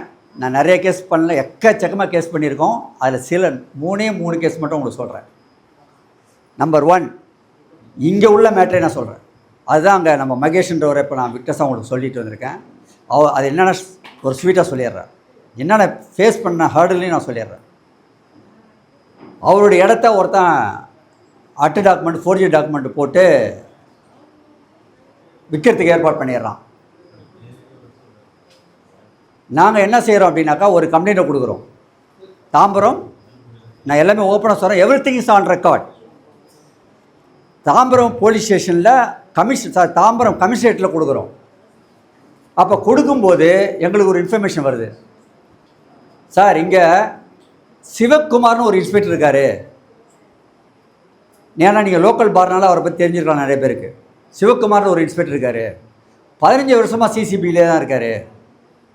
அவர் இந்த மாதிரி லேண்ட் கிராப்பிங்கில் ஃபுல்லாக அக்யூஸ்டோட தான் இன்வால்வ் ஆகி பெரிய மாஃபியா கும்பலோடு தான் இருக்கார் அப்படின்னு சொல்லி இன்ஃபர்மேஷன் நீங்கள் கொடுத்தா கூட உங்களை மிரட்டி உங்களை அனுப்பிச்சிடுவார். அதனால் இங்கே கொடுக்குறது பிரயோஜனம் இல்லை, நீங்கள் வேறு யார்கிட்ட கொடுங்க, இல்லை கமிஷனர் நேராக கொடுங்க. ஆனால் இருந்தாலும் அவர்கிட்ட தான் வரும், நீங்கள் அவர் எப்படி ஓவர் கம் பண்ண போகிறீங்க, நீங்கள் வேஸ்ட் ஆஃப் டைம்ன்றது மாதிரி ஒரு குரூப் சொல்லுது. சரி, நான் அதை உஷாராயிட்டேன். சரி, என்ன செய்கிறேன் அப்படின்னாக்கா கமிஷனர்கிட்ட தான் கொடுப்போம். கமிஷனர்கிட்ட கொடுக்குறது வந்து சட்டப்படி வேலிடா இல்லைன்றது அது வேறு விஷயம். பட் அதான் ப்ராக்டிக்கல் நம்ம ஃபாலோ பண்ணுறோம். சிசிபியை பொறுத்த வரைக்கும் கமிஷனர் தான் வாங்குறாரு. அந்த கம்ப்ளைண்ட்லேயே இந்த மாதிரி இந்த இடத்துக்கு அக்யூஸ்டுக்கு சப்போர்ட் பண்ணுறது இன்ஸ்பெக்டர் சிவகுமார்னு சொல்லிட்டு முதல் கம்ப்ளைண்ட்டில் ஏற்றிடுறேன். அவர் பேர் சரியாக தவிர ஏற்றிடுறேன், ஏன்னா எனக்கு தெரிஞ்சு. இல்லைன்னா இல்லைன்னு சொல்லிட்டு அவர் விளைக்கிறத அவர் பண்ணிக்கணும்னு சொல்லிட்டு கம்ப்ளைண்ட்டில் சொல்லிட்டேன். உடனே அந்த கமிஷன் அந்த கம்ப்ளைண்ட் ஃபார்வர்டாக யார்கிட்ட வருதுனாக்கா, அதே யாருக்கிட்ட அக்யூஸ்டோட சேர்ந்துருக்காரு சொன்னால் அதே இன்ஸ்பெக்டர் தான் என்னை கூப்பிட்றான். அதை அவரை கூப்பிட்றாப்புல கூப்பிட்டு என்ன கேட்குறாப்புலன்னா, நாங்கள் அங்கே வச்சது 2 தான், 2 டாக்குமெண்ட் ஃபோர்ஜரி, அதை வெரிஃபை பண்ணு. ஃபோர்ஜரி அப்படின்னாக்கா அவன் மேலே எஃப்ஐஆர் போடு, இல்லை ஏதாவது பண்ணு. ஃபோர்ஜரி இல்லையா, எந்த கம்ப்ளைண்ட்டை டிஸ்மிஸ் பண்ணு. இதுதான் நான் கேட்குறது. ஆனால் அந்த 2 டாக்குமெண்ட்டும் ஃபோர்ஜரியா இல்லைன்ற லைனுக்கே அவன் போகலை. அதை கம்ப்ளீட்டாக விட்டுட்டான். அக்யூஸ்டை கூப்பிடல, எதுவுமே கூப்பிடல. இவரை கூப்பிட்டு உனக்கு எப்படி வந்தது, உனக்கு காசு எப்படி வந்தது, இது டைட்டில் எப்படி வந்தது, நீ யார்கிட்டேருந்து வாங்கின, அந்த டாக்குமெண்ட் எடுத்துருவா. 1985 டாக்குமெண்ட் வா, 1905 அந்த டாக்குமெண்ட் எடுத்துருவா. இப்படி மிரட்டி, என்ன நீ இந்த மாதிரி திமிர் பண்ணுறியா, முன்னே பிடிச்சி ஒன்றையா பிடிச்சி அரெஸ்ட் பண்ணி உள்ளுக்கு தள்ளுருவேன். யாரை கம்ப்ளைண்ட்டை மிரட்டுறாங்க, இந்த கம்ப்ளைண்ட் அங்கே இருக்கார், வேணா கேட்டுங்க. அப்போது இவர் உடனே சொல்கிறார், சார் என்ன சார் எங்களே இந்த மாதிரி மிரட்டுறாரு. சார் ரைட், அப்போது வெளியில் சொன்னது உண்மை, அக்யூஸ்டை விசாரிக்க மாட்டேன், டாக்குமெண்ட்டை இப்போ ஃபோர்ஜரி இல்லைன்னு சொல்லிட்டு நாங்கள் அலிகேஷன் சொல்லிங்க, டாக்குமெண்ட்டை பார்க்க மாட்டேன், கம்ப்ளைண்ட் கொடுத்தவனப்போ இப்படி மிரட்டுறியா. சார் அப்போ உண்மைன்றது தெரிஞ்சினேன். அவர் தான் விசாரிக்கிறாரு. விசாரிச்சோன்னு நான் சொன்னேன், மறுபடியும் டிசிகிட்ட சொல்கிறேன், ஐயா ஏற்கனவே ஃபஸ்ட்டு கம்ப்ளைண்ட்டில் சிவகுமார் விசாரிக்கக்கூடாது, அவர் அக்யூஸ்டாக சேர்ந்துருக்காரு சொன்னோம். ஆனால் அதே மாதிரி தான் அவர் மிரட்டா சொல்லி டிசிகிட்ட ஒரு ரெப்ரசன்டேஷன் கொடுக்குறோம். டிசிகிட்ட வந்ததும் அவரே தான் விசாரிக்கிறார்.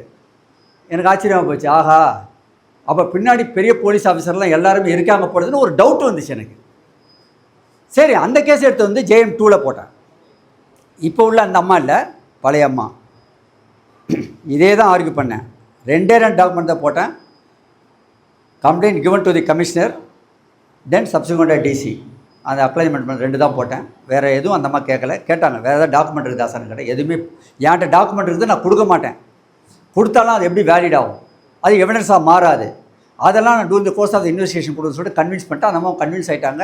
அந்த ஆர்டர் இவர்கிட்ட கொடுத்துருக்கேன், அதை பாருங்கள். நீ நம்ப மாட்டீங்க, ஒரே ஒரு பேராகிராஃப், ஜஸ்ட் அந்த பேராகிராஃபில் பார்த்தீங்கன்னா 5 வேர்ட் தான், 5 சென்டென்ஸ் தான், அழகாக கொடுத்தாங்க.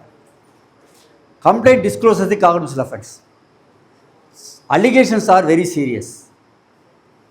Forgery document by forging the signature of the Tahsildar and using the government seal, forgery seal, fake seal, is very serious in nature. Therefore, I am directing for investigation கொடுத்தாங்க. அங்கே தான் பிரச்சனை. என்னடா அப்படி இன்வெஸ்டிகேஷன்? அப்போயே சொன்னேன் அந்த மாட்டேன், அம்மா இன்வெஸ்டிகேஷன் நீங்கள் கொடுக்காதீங்க. இன்வெஸ்டிகேஷன் சொல்லி எங்களை உயிர் எடுப்பாங்க போலீஸ் ஸ்டேஷனில். உங்களுக்கு விருப்பம் இருந்தால் ஸ்பெசிஃபிக் டைரக்ஷன், ஸ்பெசிஃபிக்காக யூ ரிஜிஸ்டர் FIRனு கொடுங்க, இல்லைன்னா இந்த டிஸ்மிஸ் பண்ணுங்கள். நீங்கள் இந்த ரிஜிஸ்ட்ரேஷன் சொல்லிட்டு நீங்கள் இன்வெஸ்டிகேஷன் பண்ண சொல்கிற ஆர்டர் கொண்டு போய் அவங்க ஒன்றுமே பண்ண முடியாதுன்னு சொல்கிறோம். அப்போ அந்த அம்மா ஒரு கருத்தை வச்சாங்க. ஏன்னா இது யான்கிட்ட மட்டும்தான் இந்த நெருப்பு இருக்குதுன்னு பார்த்தாக்கா, கொஞ்ச நேரத்துக்கு முன்னாடி உங்கள் தலைவர்கிட்ட பேசினேன்.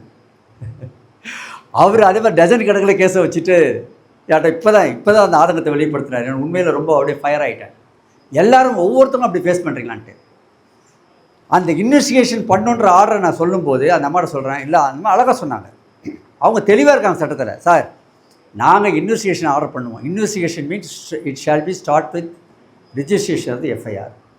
நீங்கள் சைட் பண்ண ரமேஷ்குமார் கேஸ்லேயே இருக்குது சுப்ரீம் கோர்ட்டு. போலீஸுக்கு வந்து சட்டம் தெரியாதா? ஸ்பூன் எடுத்து கொண்டு போய் ஊட்டணுமா? திஸ் இஸ் சஃபிஷியன்ட், நீங்கள் போங்க சார். நீங்கள் தானே சப்போஸ் FIR போடலான்னா நீ திருப்பி ஆண்ட வாங்க. நாங்கள் எஸ் ஐ வென் தேர்.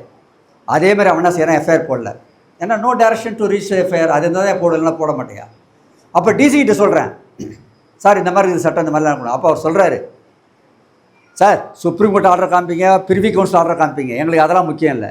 எங்களுக்கு தேவை வந்து எங்களுக்கு சுப்பீரியர் ஆஃபீஸர் என்ன சொல்கிறோம் அதுதான். சரி, அங்கே நம்மளுக்கு வேலை இல்லைன்னு சொல்லிட்டு இங்கே பை த டைம் இங்கே வரும்போது JM மாறிட்டாங்க. அப்போ எனக்கு என்ன ஒரு ஆப்ஷன்?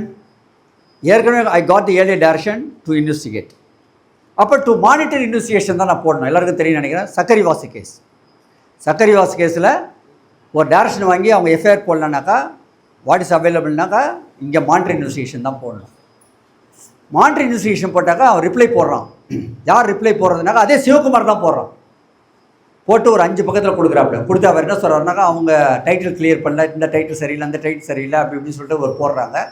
சாரி டு சே, நான் எப்பயுமே வந்து நம்ம இந்த கிளாஸ் வந்து சொல்கிறேன், ஒரு காலரில் முடிச்சிடுவேன். என்னோடய பர்சனல் எக்ஸ்பீரியன்ஸ் இந்த இதில் மட்டும் சொல்லிட்டு போகிறேன். அதில் என்ன வெர்பட்டமாக சொன்னாங்களோ அதை நான் சொல்கிறேன். ஏமா சிவில் கேஸஸ் டைட்டில் பற்றி போலீஸ் இன்வெஸ்டிகேட் பண்ணக்கூடாது. நான் சொல்கிறது ஸ்பெசிஃபிக்காக 2 டாக்குமெண்ட்டு, அதை மட்டும் ஃபோர்ஜரி இல்லை, அதை மட்டும் ரிப்போர்ட் வாங்கன்னு சொல்லிட்டு நான் என்னோடய ஆர்குமெண்ட்டை கன்க்ளூட் பண்ணுறேன். ஆனால் ஜட்ஜ்மெண்ட் பார்த்தீங்கன்னா 7 பக்கம்.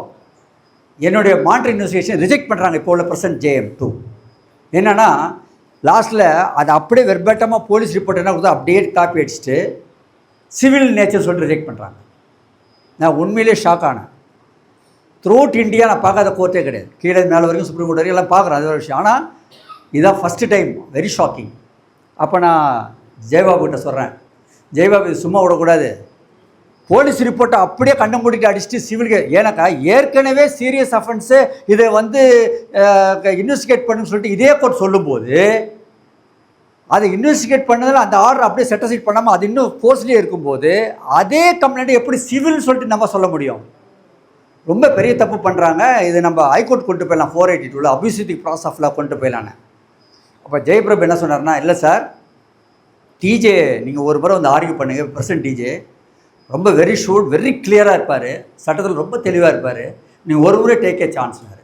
எனக்கு நம்பிக்கை இல்லை. இவர் இன்சிஸ்ட் பண்ணதுனால நான் கிரிமினல் ஆர்சிகிட்ட போட்டு நான் வரலப்பா நீயே ஆர்கியூ பண்ணு, அதை தோற்றுட்டு நான் ஹைகோர்ட்டில் பார்த்துறேன் நீயே பண்ணிட்டேன். இவர் அங்கே போய் பண்ணி என்ன செஞ்சார்னா எனக்கு ஆச்சரியம். ஆன்லைனில் பார்த்தாக்கா எங்கேயுமே எந்த கோர்ட்லையும் பார்க்கல. அவர் அவ்வளோ அழகாக இவர் என்ன ஆர்கியூ பண்ணான்னு தெரில, அவர் என்ன புரிஞ்சார், ரொம்ப அருமையாக ஒரு ஆர்டர் போட்டிருந்தார்.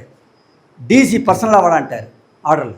டெப்டி கமிஷனர் பர்சனல் அப்பியரன்ஸ் வேணும், SHO யாரா பர்சனல் அப்பியரன்ஸ் வேணும்னு போட்டார். அந்த ஆர்டரை பார்த்துட்டு எனக்கு சந்தோஷமாயிடுச்சு. ஹைகோர்ட்டில் கூட போட மாட்டாங்க. நான் உடனே அந்த டிஜே பார்க்கணும்னு சொல்லிட்டு ரொம்ப ஆசைப்பட்டு நான் வந்தேன். அது கொரோனா பீரியட் ஏதோ அந்த டைமில் ஏதோ கொஞ்சம் ஏதோ பிரச்சனைலாம் ஏதோ இருந்து போகுது. அந்த டைமில் என்னை என்னன்னு கேட்டார். அப்போ நான் ஆர்கியூ பண்ணும்போது ரொம்ப அதிசயம் நான் பார்த்தீங்கன்னா, நான் சிவகுமார் சொன்னேன் பார்த்தீங்களா, அதே சிவகுமார் அங்கே ஃபைல் எடுத்து வந்து அங்கே நிற்கிறாப்புல. அங்கே ரிப்ளை போட்டது ஜெயபிரபாவை யாரோ ஒரு ஐஓ வேற ஆள். ஆனால் இங்கே ஆர்கியூ பண்ணுறது யார் மேலே அலிகேஷன் கொடுத்தா அதே சிவகுமார் வந்து நிற்கிறப்பல. எனக்கு கேஸே எனக்கு வேண்டாம். ஸ்டார்டிங்லேருந்து ஒரு யார் மேலே அலிகேஷன் சொல்கிறாங்கன்னா அவனை நவுத்தவே முடியல. இந்த கோர்ட்டு உங்கள் எதுக்கு வரைக்கும் அப்பீர் ஆகிறார் யாருன்னு கேளுங்க, அதுக்கப்புறம் என் கேஸை பாருன்னு சொல்லலான்னு வாய் துடிச்சிது. ஆனால் நான் கேட்கல. ஏன் கேட்கலன்னா அவர் அந்தளவுக்கு அழகாக கேள்வி கேட்டார். எஸ்ஹெச்ஓ இங்கே வாங்கிட்டார். அதோட பிபி இருக்கார் பாருங்கள். அவர் பிபி உண்மையிலே பேர் எனக்கு தெரியல, நான் முன்ன பார்த்ததில்லை. வெரி நைஸ் பிபி. நான் சொல்கிறேன் டிஎம்கே ரெஜிமில் அது.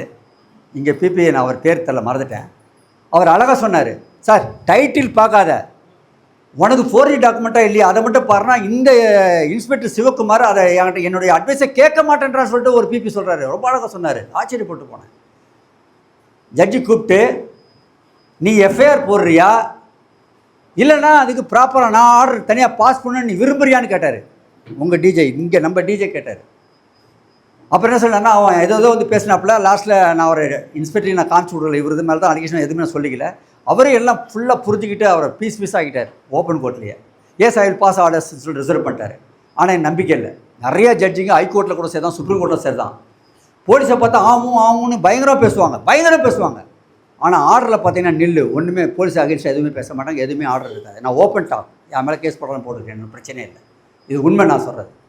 சரி, நானே நினச்சேன்னா இப்படி பேசுவார்ப்பானா ஒன்றும் இருக்காது, நம்மளுக்கு ஆர்டர் கிடச்சா போதும், ஒரு எஃப்ஐஆர் டேரக்ஷனாவது கொடுக்குறாரா பார்த்தா அப்படின்னாக்கா அந்த ஆர்டர் 2 பக்கம் அதுவும் சர்டிஃபிகேட் பண்ணிக்கிறோம். ரொம்ப அருமையான ஆர்டருங்க.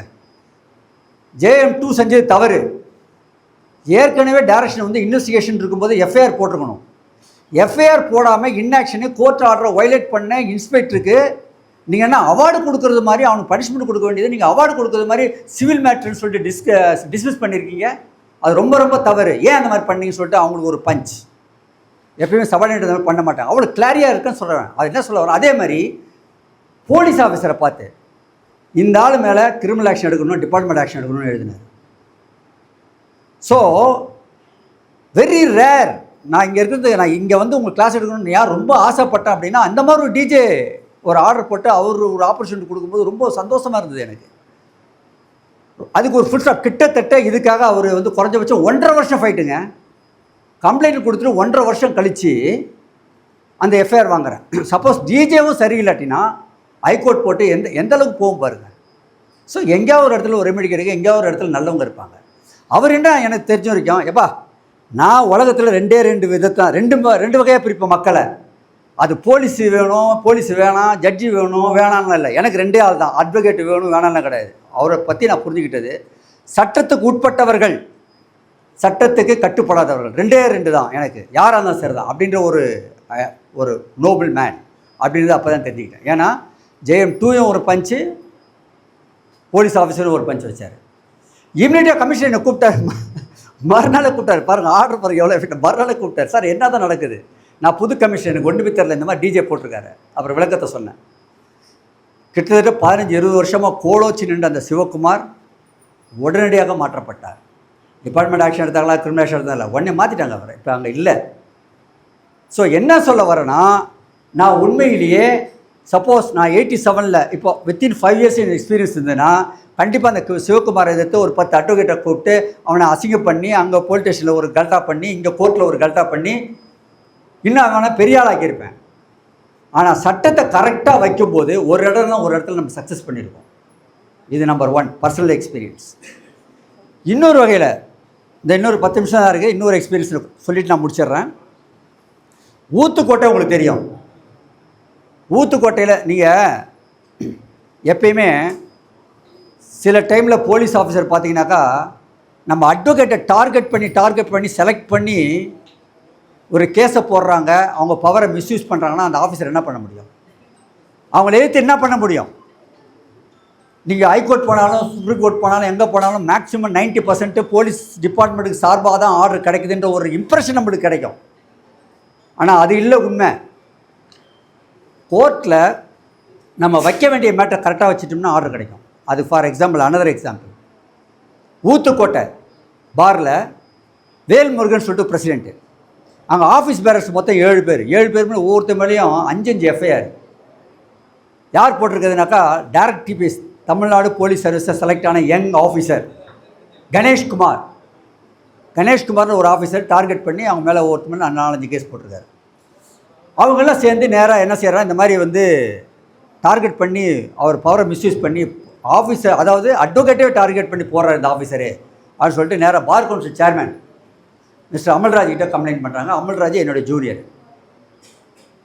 அமல்ராஜ் என்ன செய்கிறாருனாக்கா, இது நம்ம கொண்டு போய் ஏபி எடுத்தோம்னாக்கா ஹைகோர்ட்டில் ஒவ்வொருத்தரும் 4-5 பேர், ஒவ்வொருத்தவங்க மேலே 4-5 எஃப்ஐஆர் இருக்குனாக்கா அவங்க என்ன செய்வாங்க, பொதுவாக அட்வொகேட்னால உங்களுக்கு தெரியும், இந்த 138 ப்ரிசம்ப்ஷன் இருக்குது தெரியுமா, 138 ஒன்று செக்கு சைன் பண்ணிட்டாலே நீங்கள் பணம் கொடுத்து தான் ஆகணும்னு சொல்லிட்டு ப்ரிசம் பண்ணிப்பாங்க. அது நீங்கள் பணம் கொடுக்க தேவைன்னு சொல்லிட்டு ப்ரூவ் நீங்கள் தான் பண்ணணும். அந்த மாதிரி அட்வொகேட் மேலே ஒரு அலிகேஷன் வந்துருச்சுனாக்கா, அது ஹைகோர்ட்லேயோ இல்லை சுப்ரீம் கோர்ட்லேயோ இல்லை கீழமை நீதிமன்றத்துலையோ நின்றும்னாக்கா அவங்க எப்படி பார்ப்பாங்கன்னா, இந்த அட்வொகேட் மோசமானவன், இவன் செஞ்சிருப்பான்ற எண்ணத்தோடு தான் நம்மளை பார்ப்பாங்க. நம்ம அப்படி இல்லைன்னு நம்ம ப்ரூவ் பண்ணி ஆகணும். அந்த மாதிரி சுச்சுவேஷனில் தான் நம்ம இப்போ இருக்கோம். ஸோ அந்த மாதிரி சுச்சுவேஷன் என்ன செய்யணும், இது ஏபி போகணும்னாக்கா கண்டிப்பாக ஹைகோர்ட்டில் இது இமீடியட்டாக ஒரு நாளுக்குள்ளே நீங்கள் இன்வெஸ்டிகேட் பண்ணி டைரக்ட் பண்ணி சார்ஜ் ஷீட் போடுங்க. அப்படியே பார் கவுன்சில் ரெஃபர் பண்ண என்ன ஆகும், இந்த மாதிரி ஆகும் நினச்சி நான் அதை என்ன செஞ்சேன்னா, ஏன் இந்த பிரச்சனை எதுக்காக வருதுன்னு சொல்லிட்டு ஃபுல்லாக அவங்களை உட்காந்து மீட்டிங் வச்சு கரெக்டாக அந்த ஆஃபீஸரை டார்கெட் பண்ணி அவர் மேலே ஒரு கம்ப்ளைண்ட் கொடுக்குறோம். அதே எங்கே கம்ப்ளைண்ட் கொடுக்குறது, ஒரு டிஎஸ்பி மேலே. யாராக இருந்தானா சட்டம் என்ன சொல்கிறது, எஸ்ஹெச்ஓ இன்ஸ்பெக்டர் கொடுக்குறோம். இன்ஸ்பெக்டர் டிஎஸ்பி மேலே எடுப்பானா, எடுக்கலை. அதே டைமில் டிசியும் எடுக்கலை. ஃபார்முலா அதுக்கப்புறம் என்ன செய்கிறோம், மேஜிஸ்ட்ரேட்டை போகிறோம். மேஜிஸ்ட்ரேட் யார், நம்ம மாண்புமிகு செந்தமிழ் செல்வன், ஜேஎம் அநேகமாக ஒன்றா இங்கே தாம்பரத்தில் இருக்காருன்னு நினைக்கிறேன். செந்தமிழ் செல்வன் நினைக்கிற ஒரு பேர் அவர்கிட்ட வருது. அப்போ ஊத்துக்கோட்டை ஜெயமாக இருக்கார். அப்போ அவர் சொல்கிறாரு, சார் இந்த சைடு ஆஃபீஸ் பேரர்ஸு, இந்த சைடு தமிழ்நாடு போலீஸ் சர்வீஸில் அவர் ஐபிஎஸ் ஆக போகிறாரு, பெரிய டிஎஸ்பி, இது பெரிய போலீஸ் ஆஃபீஸரு, மேஜிஸ்ட்ரேட், நான் என்ன சார் செய்ய முடியும் சார், சட்டம் உங்களை தான் சார் சொல்லுது அப்படின்னா. அப்போ ஒரு ஆர்டர் போட்டு என்ன தான் டிஸ்மிஸ் பண்ணுறாரு கம்ப்ளைண்ட்டை. அது ஒரு வேறு. அதுக்கு அகைன்ஸ்ட் ஹைகோர்ட்டுக்கு போகிறேன். அது என்ன டிஸ்மிஸ் பண்ணுறாங்க, என்னோடய ஜூரிஸ்டிக்ஷன் வராது. ஏன்னா அது வந்து அஃபென்ஸ் வந்து SC/ST ஆக்டில் நீங்கள் அட்ராக்ட் ஆகுறதுனால நீங்கள் டிஜே கிட்ட தான் போகணும், நீங்கள் ஏன்ட்ட வர முடியாதுன்றது தான் டிஸ்மிஸல். ஆனால் சுப்ரீம் கோர்ட் அளப்பது இன்டர்பிரட் பண்ணி ஜெயமாக போடலாம், அது வேறு விஷயம். பட் ஹைகோர்ட்டில் நிர்மல்குமார் ஜே அவர்கிட்ட வருது. அவர் ஸ்ட்ரைட்டாகவே கேட்குறாரு, கலைச்செல்வன் ஆல்ரைட், உனக்கு என்ன மேஜிஸ்ட்ரேட் தான் போடணுன்னு இருக்குதா, ஏதாவது you are keen about it அப்படின்னாரு. அது நான் பதில் சொன்னேன், ஐயா எனக்கு தேவை ஆர்டரு, எனக்கு தேவை கோயில் பிரசாதம். ஏமா அழுது கொடுத்தாங்கன்னா சிரிச்சு கொடுத்தானா, எனக்கு தேவை பிரசாதம், நீ யார் கொடுத்தானே எனக்கு நீங்கள் போடு ஆர்டர், எனக்கு ஒன்றும் பிரச்சனை இல்லை. இல்லை மேஜிஸ்ட்ரேட் போட்டால் அவருக்கு கொஞ்சம் மாதிரி எம்ப்ராசிங்காக இருக்குது, டிஜே கிட்ட ஃபார்வர்ட் பண்ணிடுறேன், லெட் ஹிம் டிசைட் ஆன் மெரிட்னாரு. சரி டிஜே கிட்ட டிசி ஜட்ஜு அவர் யார், திருவள்ளூரில் டைரக்ட் பண்ணுறாரு. திருவள்ளூரில் ஆர்கியூ பண்ணி I got the order, register FIR Ganeshkumar மேலே. உடனே என்னாச்சு, அப்போ தான் அந்த ஆஃபீஸர் ஷேக் ஆகிறாரு லைட்டாக. ஷேக் ஆனவுடனே அவருக்கு சார்பாக ஒரு அட்வொகேட்டு ஹைகோர்ட்டில் வராங்க. ஹைகோர்ட்டில் வந்து குவாஷுக்கு வராங்க. குவாஷுக்கு வரும்போது ஒரு ஜட்ஜி நிர்மல்குமார் ஜெயிட்ட வருது. அவர் கொஞ்ச நாள் அப்படி 2 பேரையும் கூப்பிட்டு காம்ப்ரமைஸ் பண்ணுறாரு. நான் காம்ப்ரமைஸுக்கு பார் ஒத்துக்கலை, ஏன்னா அந்தளவுக்கு கஷ்டப்பட்டுருக்காங்க அவங்க. கடைசியில் தண்டபாணி ஜெயிட்ட போகுது. தண்டபாணி ஜெய் என்ன சார் ஸ்டேட்டாக கலைச்சல் என்ன தான் பிரச்சனைன்னு, அது ஆஃபீஸருக்கு உங்களுக்கு யூக பிரச்சனை என்னன்னு தெரில, பட் நான் சொல்கிற கம்ப்ளைண்ட் சீரியஸு, அதனால் அந்த ஆஃபீஸர் மேலே ஆக்ஷன் எடுக்கணுன்றேன். சரி ஆல்ரைட், இப்படி போனால் நல்லா இருக்காது. அவர் என்ன செஞ்சாருன்னா, இதெல்லாம் விடுங்க, ஒரு போலீஸ் ஆஃபீஸருக்கும் ஆஃபீஸ் பேரர்ஸுக்குன்னா அது அப்படியே வளர்ந்துக்கிட்டே போவோம். ஆல்ரைட் ஆஃபீஸரை கூப்பிட்டாரு, ஏன்பா நீ ரொம்ப வீரம் தீரம் தான், உனக்கு என்ன இந்த திருவள்ளூர் டிஸ்ட்ரிக்ட் தான் வேணுமா, ஊத்துக்கோட்டை தான் வேணுமானா அவர் சைட் அடிச்சு, ஐயா என்னை விட்டா போதே எங்கேயாவது போய்க்கிறேன். ஆல்ரைட் இமீடியட்டாக இவரை வந்து நீங்கள் ட்ரான்ஸ்ஃபர் பெட்டிஷன் கொடுக்கலாம், ரெக்வஸ்டேஷன் கொடுக்கலாம், அவரை ட்ரான்ஸ்ஃபர் பண்ணது கன்சிடர் பண்ணலாம், இந்த கிரிமினல் கேஸ் எல்லாம் என்னவோ அது மெரிட் படி அதை டிஸ்போஸ் பண்ணிக்கலாம்னு சொல்லிட்டு ஒரு ஆர்டர் போட்டு விட்டார். இமீடியட்டாக அவங்களை ட்ரான்ஸ்ஃபர் பண்ணிட்டாங்க. அப்போ தஞ்சாவூர்லேயும் எங்கே இருக்காருன்னு நினைக்கிறேன். என்ன சொல்ல வரேன்னா, இவங்க கிட்டத்தட்ட இந்த போராட்டம் வந்து 1.5 வருஷமாக நடக்குது. யார் அந்த டிஎஸ்பி எதிர்த்து போராட்டம் பண்ணி நிறைய ஸ்ட்ரைக் பண்ணி அப்படியே அங்கே கோர்ட்லாம் ஒரு மாதிரியாக இருந்து நான் போகும்போது அந்த போராட்டம் பண்ணி அந்த ஆஃபீஸரை பெரிய ஆளாக்கிட்டாங்க. சட்டத்தை கையில் எடுக்காமல் தன்னால் வந்ததுங்களா. அதெல்லாம் என்ன சொல்ல வரேன்னா, நீங்கள் எழுதுறது கண்டென்ட்டை பக்காவாக எழுதுங்க, தரவுகளை வைங்க, சட்டத்தில் தெளிவாக இருங்க, போல்டாக ஆர்கியூ பண்ணுங்கள். அது பண்ணலையே அடுத்த ஸ்டெப் இருக்குது. சரி இதோடு நான் முடிச்சுக்கிறேன். இன்னும் நிறைய மேட்டர்லாம் நான் பேசணும்னு ஆசைப்பட்றேன். உங்களுக்கு லேண்ட் கிராபிங் மேட்டர் தெரியுமா? லேண்ட் கிராபிங்கில் ஒரு சட்டம் போட்டுச்சு. அந்த லேண்ட் கிராபிங் ஜியோவை குவாஷ் பண்ணாங்க. இப்போ லேண்ட் கிராபிங் கோர்ட்டு ஸ்பெஷல் கோர்ட்லாம் இல்லை, ஜியோ 423. அந்த மேட்டரில் சசிகலா நடராஜன் சாருக்காக நான் அப்பியர் ஆனேன். அப்போ நான் பல லைனில் எல்லோரும் ஆர்கியூ பண்ணிட்டாங்க. அது ஒரு ஸ்பெஷல் பெஞ்சு. யாருனாக்கா கேஎன் பாட்ஷா சாரும் நம்ம பாலசுந்தரகுமார் ஜேவும் தான் அந்த ஸ்பெஷல் பெஞ்சு. எல்லோரும் நிறைய ஆர்கியூ பண்ணி முடிச்சா நான் லேட்டாக போனேன். அப்போ என்னை கேட்டார், என்ன பாயிண்ட் கலைச்செல்வன், என்ன ஏதாவது எல்லோரும் முடிச்சிட்டாங்க, கிட்டத்தட்ட 3 மாதம் ஆர்குமெண்ட் கேட்டுட்ருக்கோம், உன்னுடைய ஆர்குமெண்ட் என்னென்ன? நான் 3 லைன் தான் வச்சேன். ஜியோ இது வராது, லெஜிஸ்லேச்சர் சட்டம் தான் இது போடணும், சட்டமாக தான் போடணும். லேண்ட் கிராபிங் ஆக்ட் தான் வரணும்னா ஜியோவில் பண்ண முடியாது. அப்படி இல்லைன்னா கூட சிட்டி போலீஸ் ஆக்டில் கமிஷனருக்கு டிஜிபிக்கு தான் அது பவர் இருக்குது ஒழிய ஜியோ போட முடியாத மாதிரி என்னோடய ஆர்குமெண்ட்டு. அதோடு சேர்த்து வந்து 2S வந்து அதை டிக்ளரேஷன் என்னன்னாக்கா போலீஸ் சொல்லி டிக்ளேர் பண்ணாதனால அவங்களுக்கு இன்வெஸ்டிகேஷன் பவர் இல்லைன்ற மாதிரி 2-3 பாயிண்ட் வச்சேன். My point was accepted and the order was quashed. அதுபோல் சுப்ரீம் கோர்ட் போனாங்க, சுப்ரீம் கோர்ட்டில் அதை கன்ஃபார்ம் ஆச்சு. அதெல்லாம் விட்டுடுங்க. என்ன சொல்ல வரேன், திருப்பி ரிப்பீட்டடாக சொல்கிறேன்னாக்கா, நீங்கள் உங்களுடைய லைனில் தெளிவாக இருங்க. இது இல்லாமல் இப்போதைக்கு இந்த செஷன்ஸை முடிக்கிறேன். அதுக்கு முன்னுக்கு ஒரு இம்பார்ட்டன்ட் செய்தி உங்களுக்கு கொடுக்குறேன்.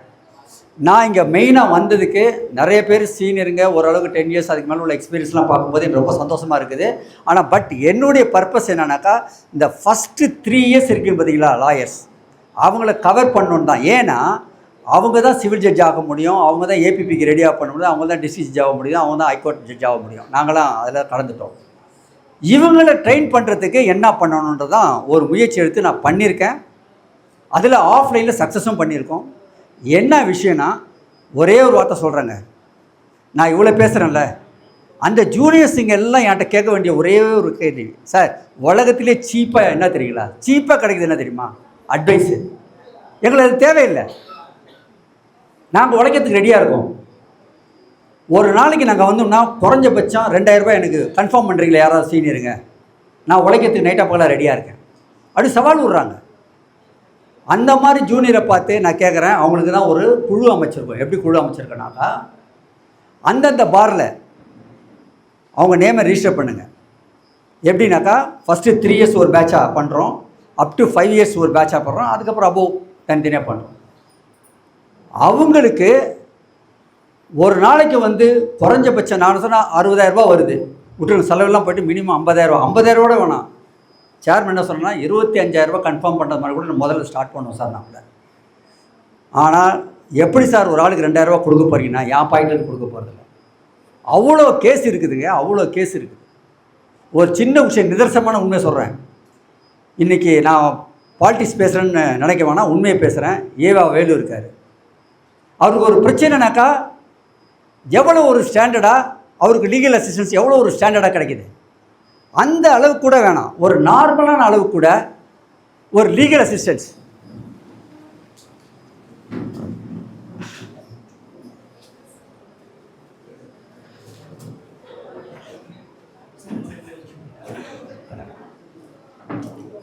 ஐயா வணக்கம் மேம்.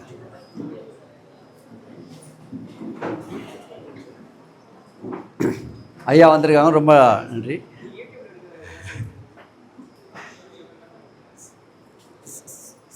சார் இப்போ ஏற்கனவே சொன்ன மாதிரி இப்போது இதோட கன்க்ளூட் பண்ணிடுறேன் சார். ரைட், இதில் நான் ஏற்கனவே சொன்ன மாதிரி தான் எல்லா ஜூனியர்ஸுங்களும் என்னை பார்த்து இப்போ கேட்க வேண்டிய கேள்வி என்னன்னாக்கா, சார் நாங்கள் உழைக்கிறதுக்கு ரெடியாக இருக்கோம், நீங்கள் எவ்வளோ அட்வைஸ் வேணாலும் கொடுங்க, பட் பசி வந்திரேன்னு 10 பறந்து போகும். Finance is very important. ஒரு நாளைக்கு மினிமம் ஒரு 1000 ரூபா ஃபிக்ஸ் பண்ணுங்கள், மாதத்துக்கு எவ்வளோ 30,000 ரூபா அப்படின்னு கேட்குறாங்க. நான் அவங்கள பார்த்து திருப்பி கேட்குறேன், ஒரு நாளைக்கு மினிமம் 2000 கண்டிப்பாக அஷ்யூர் பண்ண முடியும். வருஷத்துக்கு மாதத்துக்கு 60,000 ரூபா, 60,000 ரூபா வேணாங்க, 50,000 ரூபா கண்டிப்பாக கிடைக்கும். எதுக்காக சொல்கிறேன்னா, இப்போ கொஞ்ச நேரத்துக்கு சொன்னது மாதிரி தான் மக்களுக்கு நான் ஏற்கனவே சொன்ன மாதிரி பாலிடிக்ஸ் நான் பேசுகிறேன். ஈவா வேலு அவருக்கு ஒரு பிரச்சனைனாக்கா எவ்வளோ பெரிய ஒரு ஸ்டாண்டர்டான ஒரு லீகல் அசிஸ்டன்ஸ் அவருக்கு கிடைக்குதா? அந்தளவுக்கு எவ்வளோ பேர் கிடைக்குது? அந்த அளவுக்கு கிடைக்க வேணாம். சாதாரண ஒரு லீகல் அசிஸ்டன்ஸ், ஏதாவது ஒரு பிரச்சனைனாக்கா ஒரு டிராஃப்டிங் பண்ண தெரியாமல், கம்ப்ளைண்ட்டை டிராஃப்டிங் பண்ண தெரியாமல் எவ்வளோ பேர் நல்ல கேஸ்லாம் இழந்திருக்காங்க. அந்த மாதிரி மக்கள் என்னுடைய சர்வேயில் 90% இருக்காங்க. 90% பேருக்கு தரமான லீகல் அசிஸ்டன்ஸ் கிடையாது. அந்த ஏரியாவை ஃபில் பண்ணுறதுக்கு அந்தந்த லோக்கல் பாரில் இருக்கிற யங்ஸ்டர்ஸ் வந்தீங்கன்னாக்கா, மற்ற வக்கீல்கிட்ட போனாங்கனாக்கா ஒரு 5000 ரூபா சொல்லுங்கள், இல்லைன்னா 1000 ரூபா, ஒரு 5000 ரூபா சொல்லுங்களேன். நம்ம ஒரு 500 ரூபா வாங்கிட்டு அந்த கம்ப்ளைண்ட்டை ட்ராட் பண்ணோம். ஒரு நாளைக்கு 2 கேஸோ 3 கேஸோ வருதுனாக்கா அவன் ட்ராட் பண்ணால் அவன் 10 கம்ப்ளைண்ட்னாக்கா அவன் அழகாக கற்றுக்க போகிறான். பணத்துக்கு பணமும் வருது. அந்த மாதிரி ஒரு குழு நாங்கள் ஆரம்பிச்சிருக்கோம். முதல்ல நான் ஸ்டார்ட் பண்ணது பால் கனகராஜிட்ட பேசினேன். பால், நீங்கள் இந்த மாதிரி எம்ஹெச்ஏ வந்துட்டீங்க, தயவுசெய்து இந்த மாதிரி நான் பிளான் பண்ணியிருக்கேன், என்னுடைய சேனல்லையும் அதை போட்டுட்டேன், உங்கள் பேரையும் சொல்லி போட்டேன், நம்ம ஸ்டார்ட் பண்ணுவோன்னு. அவர் அழகாக ஒத்துக்கிட்டார். எம்ஹெச்ஏல ஃபஸ்ட்டு நாங்கள் ஸ்டார்ட் பண்ணியிருக்கோம். ஃபஸ்ட்டு ஸ்டார்டிங்கில் ஒரு 75 பேர் வந்தாங்க. 75 பேருக்கும் இந்த வேலையை நான் கொடுக்குறோம். ரெகுலராக அவங்க ஒர்க்கு நான் என்ன சொல்கிறேன்னா, வந்தாக்கா கண்டிப்பாக இருக்குன்னா அவங்க உட்காந்து மனசார பண்ணுவாங்க. பண்ணும்போது நல்லா அழகாக ஒர்க் கற்றுக்குறாங்க. அவங்களாம் பாருங்க 3 மாதத்தில் 6 மாதத்தில் தனியாக இண்டிபெண்ட்டாக போயிடுவாங்க. இதை எக்ஸாம்பிளாக வச்சு ஜிடி கோர்ட்டில் பண்ணியிருக்கோம். அதுவும் சக்ஸஸ்ஃபுல்லாக போயிட்டுருக்குது. அது என்ன செய்கிறோன்னாக்கா, ஃபஸ்ட்டு 3 இயர்ஸ் ஸ்டூடெண்ட்டை அந்தந்த லோக்கல் பாரில் ரிஜிஸ்டர் பண்ணிக்கணும். அவங்களுக்கு நாங்கள் ஒர்க் அலகேட் பண்ணுவோம். இது என்னுடைய junior mister Amalraj bar council chairman இருக்கார். என்னுடைய ஜூனியர்கிட்ட சொன்னேன், இந்த மாதிரி 2 இடத்துல பண்ணியிருக்கேன், நீ என்னடா பண்ண போகிறேன்? சார், இப்போ தான் பண்ணிட்டு இருக்குது, எலெக்ஷன்லாம் முடிஞ்ச பிறகு நான் சேர்மன் ஆகணும் இல்லையா, நான் இப்போ மெம்பர் ஆகிட்டேன் டிக்ளேர் பண்ணிட்டாங்க. கண்டிப்பாக இது ஸ்டாட்யூட்டரி பாடியில் இதை நான் கொண்டு வரோம். த்ரூ தமிழ்நாடு என்னவோ அது நான் உங்கள் கூட வந்து பயணித்து இதை கண்டிப்பாக அதை பெருசாக்குவோம். ஜூனியர்ஸ் ஆர் வெரி இம்பார்ட்டண்ட், அவங்களோட இது அஷூரன்ஸ் பண்ணணும்னு. இப்போ லேட்டஸ்ட் சுப்ரீம் கோர்ட் சொல்லியிருக்குது, ஏங்க சீனியருங்க நீங்களாம் வாங்க, நீங்களாம் ஒரு அமௌண்ட்டு ஜூனியர் கொடுங்க, அவங்களுக்கு அதை என்கரேஜ் பண்ணுங்கள் அப்படி சொல்லியிருக்காங்க. சுப்ரீம் கோர்ட் ஜட்ஜ்மெண்ட்டை நான் உண்மையில் நான் விரும்பவே இல்லை. ஜூனியர்ஸுங்க நீங்கள் கொடுக்க வேண்டிய அவசியமே இல்லைங்க. அவங்க உழைப்பாங்க, உழைக்கிறதுக்கு ரெடியாக இருக்காங்க, அதுக்கு உண்டான வாய்ப்பை நம்ம ஏற்படுத்தி தரோம். அவங்க சீனியர் கொடுப்பாங்கங்க, காசும் கொடுப்பாங்க, கேஸும் கொடுப்பாங்க. அந்த மாதிரி ஒரு சூழ்நிலை வரும். அதை நான் உருவாக்கி காமிக்கிறேன்.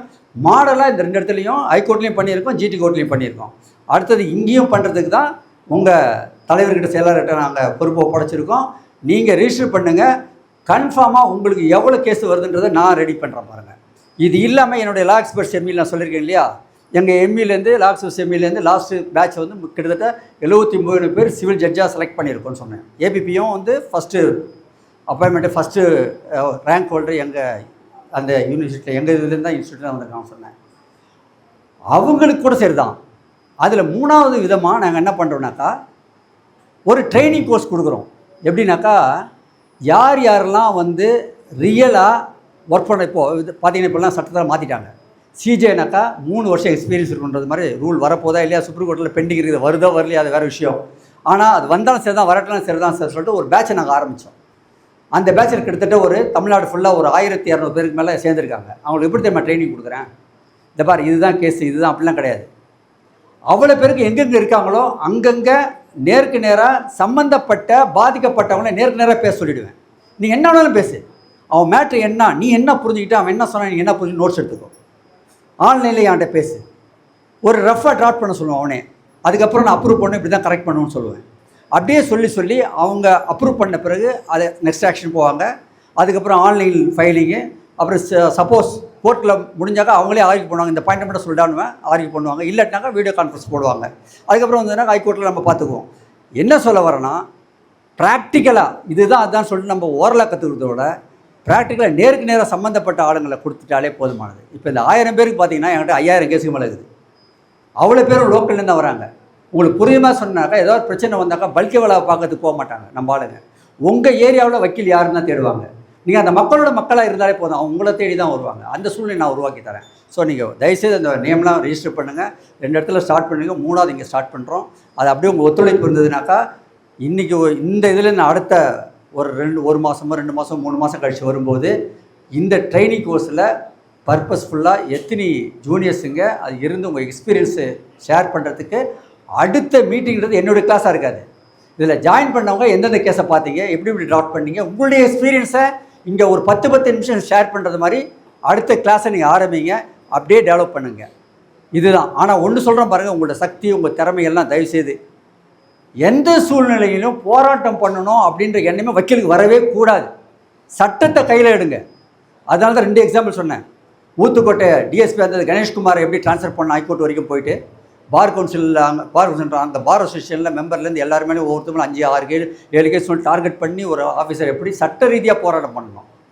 அதே மாதிரி இங்கே உள்ள மேட்டரில் எப்படி ஆனரபிள் டிஜே கிட்ட எப்படி ஆர்டர் வாங்க ஃபைட் பண்ணின்னு சொன்னால், அது மாதிரி சட்டத்தை நம்புங்க, சட்டத்தை கையில் எடுங்க. ஜட்ஜி இப்படி இருக்காங்க, போலீஸ் இப்படி இருக்கான்னு சொல்லிட்டு மற்ற மேலே குறை சொல்கிறத விடுங்க. நீங்கள் தெளிவாக சட்டத்தை படிங்க, சட்டத்தை தெளிவாக ஆணித்தனமாக வைங்க. டெஃபினட்டாக உங்களுக்கு ஆர்டர் கிடைக்கும். சட்டத்தை நம்புங்க. தயவுசெய்து போராட்டத்தில் தயவுசெய்து கை விட்டுடுங்கன்றது இந்த மேடையில் நான் கேட்டுக்கிட்டு அமர்கிறேன். நன்றி, வணக்கம்.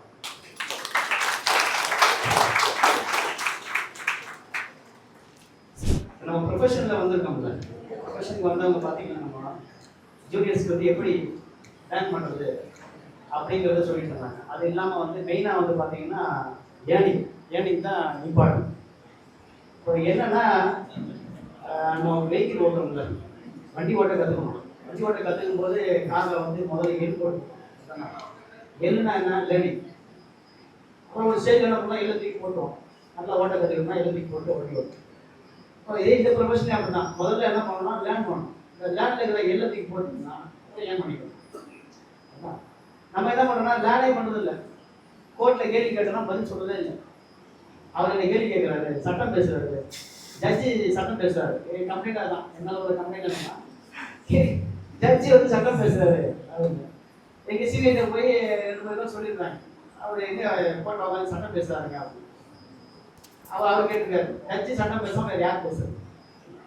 இப்போ நான் மேக்ஸிமம் வந்து கேள்வி யார்கிட்ட கேட்குறதுனா ஜூனியர்ஸ் தான் கேட்குறது. இந்த ப்ரொவிஷன் போடுங்க, ப்ரொவிஷன் என்ன, ஆர்டர் 743 போட்டிருக்கீங்க, 84 போட்டிருக்கீங்க, என்ன கண்டிஷன் அப்படின்னு கேட்டோம்னா புக் எடுத்து பார்க்கணும். இப்போ ஒரு நாங்கள் ப்ராக்டிஸ் பண்ணும்போதெல்லாம் பார்த்தீங்கன்னா எங்கள் சீனியருடைய அட்வைஸ் என்னென்னா ஹேண்ட் புக் இல்லாமல் போயிடக்கூடாது. எந்த போட்டுக்கு போனோம்னா ஹேண்ட் புக் கையில் இருக்கும். ஹேண்ட் புக் எதுக்குன்னா நம்ம கேஸுக்கு மட்டும் இல்லை, வேறு ஒரு கேஸ் ஓடிட்டு இருக்கோம், அதை நம்ம வாட்ச் பண்ணிட்டு இருக்கோம், என்ன ப்ரொவிஷன் எடுத்து பார்க்கலாம். அதில் நம்ம லேர்ன் பண்ணணும். இப்போ அதுக்காக ஹேண்ட் புக் இருக்கணும். இப்போ வரும்போது யாருக்கிட்டையுமே ஹேண்ட் புக் கிடையாது. ஹேண்ட் புக் இல்லைனாலும் பரவாயில்ல, கேஸ் கட்டே இல்லை. அப்பேரிங் ஃபார் ஹூம்னு கேட்டோம்னா ஐ எம் அப்பேரிங் ஃபார் பெட்டிஷனர். ஒரு சூட்டில் 2 ஐ இருக்கு.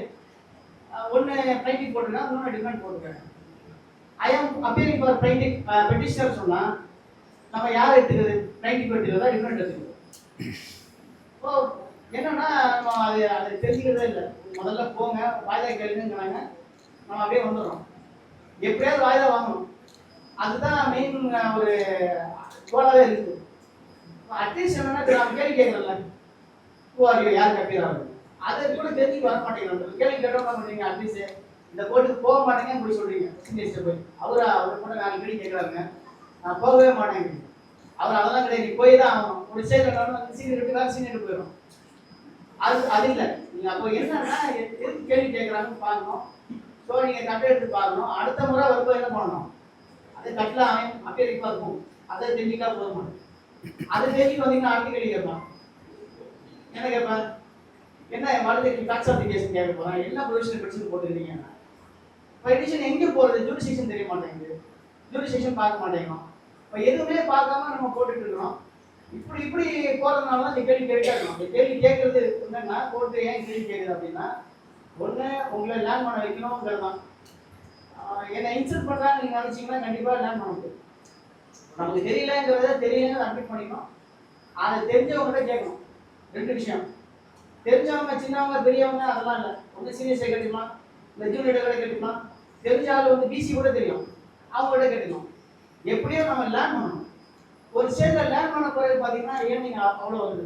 இப்போ ஒரு லாட்ஷிப் சொன்னாங்கன்னா நம்ம முதல்ல ப்ராக்டிஸ்க்கு வரும்போது 100% நம்ம எஃபோர்ட்டை போடுவோம். ஆனால் ஏர்னிங் பார்த்தீங்கன்னா 0 தான். 3 வருஷம் நம்ம சீனியர்கிட்ட இருப்போம், அவர் காசே கொடுக்க மாட்டார். ஆனால் நம்ம எஃபோர்ட்டை போட்டுகிட்டே தான் இருப்போம். என்ன அப்புறம் ஒரு ஸ்டேஜில் என்ன ஆகும்னா, நீங்கள் 100% போடுவீங்க, உங்களுக்கு 10% ஏன்னா அடுத்த ஸ்டேஜுக்கு போகும்போது பார்த்தீங்கன்னா 25% ஏர்ன் பண்ணுவீங்க. அப்புறம் பார்த்தீங்கன்னா நீங்கள் எவ்வளோ ஒர்க் போடுறீங்களோ அவ்வளோ ஏர்ன் பண்ணுவீங்க. ஒரு ஸ்டேஜில் சீனியர் கோச்சிங் ஆகிட்டீங்கன்னா ஒர்க்கே இல்லை, நோட்ஸே ட்ராப் பண்ணி நம்ம கொடுக்கணும், யார் ஜூனியர்ஸ் போட்டு கொடுக்கணும். இதை எடுத்து போய் வாசிக்க போகிறாங்க, அவ்வளோதான். அதை வச்சு தான் ஆர்கியூ பண்ண போகிறாங்க. அப்போ அவங்களுக்கு வந்து ஒர்க் அவுட் கிடையாது, இந்த ஃபீடிங் ட்ராப் பண்ணுறது எதுவுமே சீனியர்ஸ் கோச்சஸ் கிடையாது. அப்போ ஏர்னிங் எப்படி வருதுன்னா, யாருக்கு எவ்வளோ வருதுன்னா தெரியல, அவ்வளோ ஏர்ன் பண்ணுறாங்க. ஒரு லாட்ஷிப் வந்து சுப்ரீம் கோர்ட்டில் இருக்காங்க, அவர்கிட்ட பேசணும்னு சொல்கிறாங்க. அவங்க சொன்னாங்க வந்து லாட்ஷிப் எப்படி ப்ராக்டிஸ் இருக்குது அப்படின்னு கேட்டால் சொன்னாங்க, யார் அக்கௌண்ட்டில் பணம் போகிறான்னு தெரியலங்க. என்னன்னா டிராஃப்டிங் கேசஸ் கொடுக்குறாங்க, கேஸ் ஆர்கியூ பண்ணுறாங்க, முடிச்சு பணம் எங்கேருந்து வருதுன்னு தெரியல அப்படிங்கிற அளவுக்கு ஏன் பண்ணுது. அதுக்கு காரணம் என்னன்னா அந்த நம்ம பேசிக் இருக்கு பார்த்தீங்களா, கீழே வந்து நம்ம அந்த ட்ரையல் கோர்ட்டில் ஒர்க் பண்ணுறோம் பார்த்தீங்களா, அதில் வந்து லேர்ன் பண்ணுறது மட்டும்தான் உங்கள் மேலே வந்து கொடுக்கும். கீழே வந்து 4 கேள்வி கேட்குறாங்க அப்படின்னு நம்மளை இன்சல்ட் பண்ணுறாங்க, அதெல்லாம் தூக்கி வாரமாக வச்சுக்கணும். இதில் ஏதோ நம்ம கேள்வி கேட்குறாங்க, நமக்கு என்ன லெசன் இருக்குது, என்ன லேர்ன் பண்ணுறோம், இதில் தான் போகணுமே தவிர என்ன அட்வைஸ் கவர்ஸாக போடுவீங்களா, எனக்கு பெட்டி கேஸ் வந்து அட்மிஷன் போடுவீங்களா, இதுக்கு முன்னாடி சுற்றக்கூடாது. ஏன்னா அது போடும்போது போடுவாங்க போங்க, அது ஒன்லி ஜூனியர்ஸ் மட்டும்தான். அதுக்காக தான் வச்சிருக்கு. ஏன்னா ஜூனியர்ஸ் ஏன் பண்ணணுங்கிறதுக்காக அந்த இதெல்லாம் வச்சிருக்கு. நீங்கள் என்ன பண்ணுறீங்க, மொத்தமாக சுற்றி உங்கள் என்ன செய்யலாம்னு பண்ணுறீங்க, கமிஷனர் போடுங்க, இல்லைன்னா பெட்டி கேஸ் அட்மிஷன் கேஸில் போடுங்க அப்படின்னு. அப்போ எப்போ லேர்ன் பண்ண முடியும்? லேர்ன் பண்ணுறதுக்கு நிறைய வேலைகள் இருக்குது. கேஸே வராதுதான் கிடையாது, கேஸ் வந்துட்டே தான் இருக்குது. எவ்வளோ அதே கேஸ் வந்துருக்காங்க, ஒவ்வொரு வருஷமும் வந்து 8000 பேர் வந்து எக்ஸ்பெரிமெண்ட் பண்ணி வர்றாங்க அப்படின்லாம் சொன்னாலும் கேஸ் கம்மியாக இருக்கா? கேஸ் கம்மியாக இருக்கும். பாதி கேஸ் போலீஸ் செட்டில் ஆகிடுங்க, அதை நம்ம சொல்கிறோம். பாதி கேஸ் போலீஸ் செட்டில் ஆகணும், மீதி கேஸுக்கு எதனா வரும். கோர்ட் ஓப்பன் பண்ணிட்டு தான் இருக்கும். ஒவ்வொரு வருஷமும் எத்தனை கோர்ட் ஓப்பன் பண்ணணும், அது அது அது அதுக்கான வேலைகள் இருந்துகிட்டே தான் இருக்கும். இப்போ நம்ம என்னன்னா நம்ம ப்ரொஃபஷனாக கரெக்டாக பண்ணணும். நீங்கள் கரெக்டாக பண்ணீங்கன்னா அது வந்து ஏர்னிங் வரும். இப்போ நான் ப்ராக்டிஸ் பண்ணும்போது பார்த்தீங்கன்னா ஒன்று தான் ஃபீஸ் ஃபிக்ஸ் பண்ணிக்கிறது. ஃபீஸ் கொடுக்குறான்னு கொடுக்கல அது வேறு. ஃபீஸை ஃபிக்ஸ் பண்ணிங்கன்னா 500 கொடுத்தாலும் சரி, 100 ரூபா கொடுத்தாலும் சரி, கொடுக்குறனாலும் சரி. நான் ப்ராக்டிஸ் பண்ணும்போது எங்கள் ஆஃபீஸில் வந்து ஹெச்சிபி நிறைய போடுவாங்க, ஹெல்பியஸ் சர்வீஸ். அது நான் பார்த்து என்ன பண்ணுவேன், எப்படி சார் எப்படி பாயிண்ட்ஸ் எடுக்கிறாங்க, எப்படி வீட்டில் இருக்கிறாங்க எல்லாம் பார்க்குறேன். ஒரு ஸ்டேஜில் வந்து எனக்கு நம்ம ஜெயிலுக்கு போகிறோம் பார்த்தீங்களா, அவங்க ஒருத்தருப்பான் ஃபீஸ் கொடுக்க மாட்டான், ஒரு வெயில போட்டுருப்போம், சூரிட்டி கொடுக்க மாட்டான். அப்புறம் அவங்க உள்ளே இருக்கலாம் பாருங்க, அவனை நமக்கு கான்டாக்ட் பண்ணிடுவான். இவர் போனோம்னா ஒரு சும்மாவே பண்ணி கொடுப்பாரு அப்படின்னா. ஆனால் வந்து அவனுக்கு ஃபீஸ் ஃபிக்ஸ் பண்ணுவோம், ஃபீஸை கொடுக்க மாட்டான், கடைசியாக கொடுக்க மாட்டான். ஆனால் அவன் வேற ஒரு ஆளை சொல்லிட்டே இருக்கான் பார்த்தீங்களா, அவன் நமக்கு ஃபீஸ் கொடுப்பான். அப்படி வரும்போது பார்த்தீங்கன்னா ஒரு கேஸில் பார்த்தீங்கன்னா ஒரு 7 கேஸ் வெயில் எடுக்கலாம். அவன் மேலே 3 குண்டாஸ் போட்டாங்க, முதல்ல போட்டாங்க, வெளியே வந்தான், திரும்ப வர்றான், இப்படியே எல்லாமே ஹெச்பி காணாமல் ஃபைட் பண்ணிருக்காங்க. அந்த ஹெச்பி ஃபைட் பண்ணுறதுக்கே ஒரு 1000 ரூபாய் செலவாகும். 7 செட்டு ரெடி பண்ணணும், அவங்களுக்கு ரெப்ரசன்டேஷன் அனுப்பணும், இதெல்லாம் இருக்குது. 1000 ரூபாய் செலவு பாக்கெட்டில் போட்டு செலவு பண்ணாதான் நம்ம என்ன பண்ணுவோம், ஹைகோர்ட்டில் போய் அப்பீல் ஆகிறதுக்கு ஒரு வாய்ப்பு கிடையாது. இல்லைன்னா வேற ஆள்கிட்ட போயிடுவாங்க, நமக்கு அப்பீல் ஆகிறதுக்கான வாய்ப்பு. அது ஒரு மாதிரியான ஒரு ப்ராக்டிஸ் இருக்குது. ஆனால் என்னன்னா வேற ஆளை விட்டா பார்த்தீங்களா, திடீர்னு ஒரு நாள் ஃபோன் பண்ணி சார் சூரிட்டி ஒரு அளவுக்கு நீங்கள் கொடுங்க, சூரிட்டியே கொடுத்தாச்சு. வெளியே வந்து ஒரு நாள் ஃபோன் பண்ணி சார் கொஞ்சம் வடபள்ளி போய்கிட்ட வாங்கணும், என்ன பண்ண அர்ஜென்ட்டாக வாங்கணும், போயாச்சு. 10,000 கொடுத்துட்டு என் கேஸ் வந்தால் நீங்கள் பார்த்துன்னு போயிட்டான். நம்ம அந்த கேஸில் ஒரு வழியே பார்க்கல, அவருக்கு பார்த்து சூரிட்டி மட்டும் தான் கொடுத்துருக்கோம். நான் சொல்கிறது 2005, 6 10,000. இப்போ 10,000 பெரிய அமௌண்ட் தான். இப்போ என்னன்னா எதுக்கு சொல்கிறேன்னா, நம்ம வேலை பார்த்துட்டே இருக்கோம், கடமை செய் பலன் எதிர்பாராதுங்கிறாங்கள. நான் பலன் வரும், வராமலாம் இருக்காது. அவன் வந்து இது வந்து செயின் ப்ரொஃபஷனல். நீங்கள் ஒரு ஆள்கிட்ட வந்து கட்டாயம் நீங்கள் ஃபீஸ் கொடுத்து தான் ஆகணும், நான் ஃபீஸ் பண்ண 5000 கொடுத்தே ஆகணும், 5000ல் 500 ரூபா பண்ண வாங்க மாட்டேன்னு விட்டிங்கன்னா இவன் அடுத்து அவனுக்கு வரக்கூடிய கேஸ் உங்களுக்கு கொடுக்க மாட்டான், உங்களை இடத்துல சொல்ல மாட்டான்.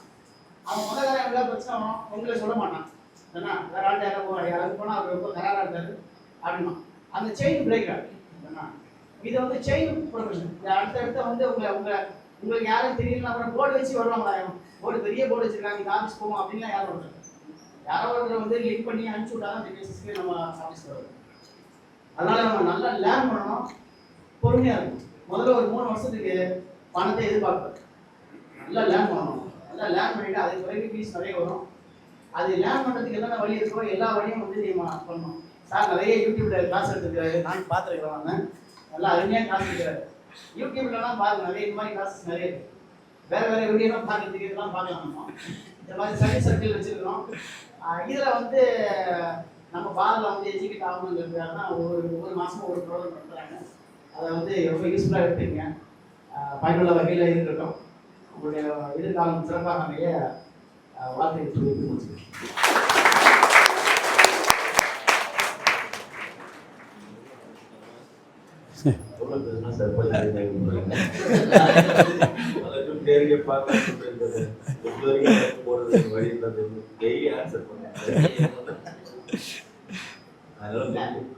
அதெல்லாம் சொல்ல பாத்தீங்களா, நீங்க பாட்டு வேலை பாருங்க, அதுக்கான பலன் வரும். சொன்னா நீங்க டெய்லி வந்து காலையில வந்து 11 மணிக்கு 2 பேர் வந்து என் பேர் லிஸ்ட் எடுத்தா, 12 மணிக்கு வந்து என் பேர் லிஸ்ட் இல்லை, 1 மணிக்கு வந்து என்னை ஏன் சேர்க்க மாட்டேங்கிறீங்க அப்படின்னா இப்போ நான் என்னன்னா முதல்ல வந்து நம்ம ஒர்க் பார்த்துட்டே இருக்கோமா, இப்போ முதல்லையாவது சும்மா இருக்கணும்.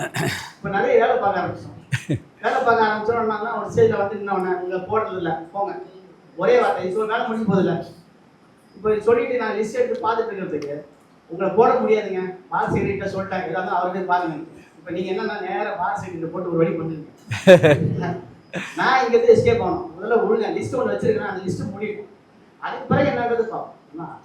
அதுக்கு உங்களுக்கு பொறுமை இல்லை. அவர் 2022 என்ரோல்மெண்ட் ஆச்சு, அவருக்கு போட்டீங்க, என் பேர் ஏன் வரல அப்படின்னா கோர்ட்டுக்கு வராரு. சரி என் பேர் முதல்ல சொல்லுங்க, நீங்க தான் ஆக்சுவலி ப்ராக்டிஸ்ல என் பேரை சொல்லுங்க. பேரே தெரியல, என் பேரே தெரியலன்னா அப்புறம் என்ன ஆக்சுவலி ப்ராக்டிஸ்? இந்த கேள்வியே கொஸ்டின் பேப்பர் அவுட் ஆயிடுச்சு. அது ஒரு வாரமா கேட்குறேன். அதுக்கு பிறகும் வந்திருக்கிறவங்க பேர் தெரியல. இவர் வந்தா என் பேரை கேட்பாரு, பேரை நம்ம ஈகோட்ல வச்சு பார்த்து வருவோம்,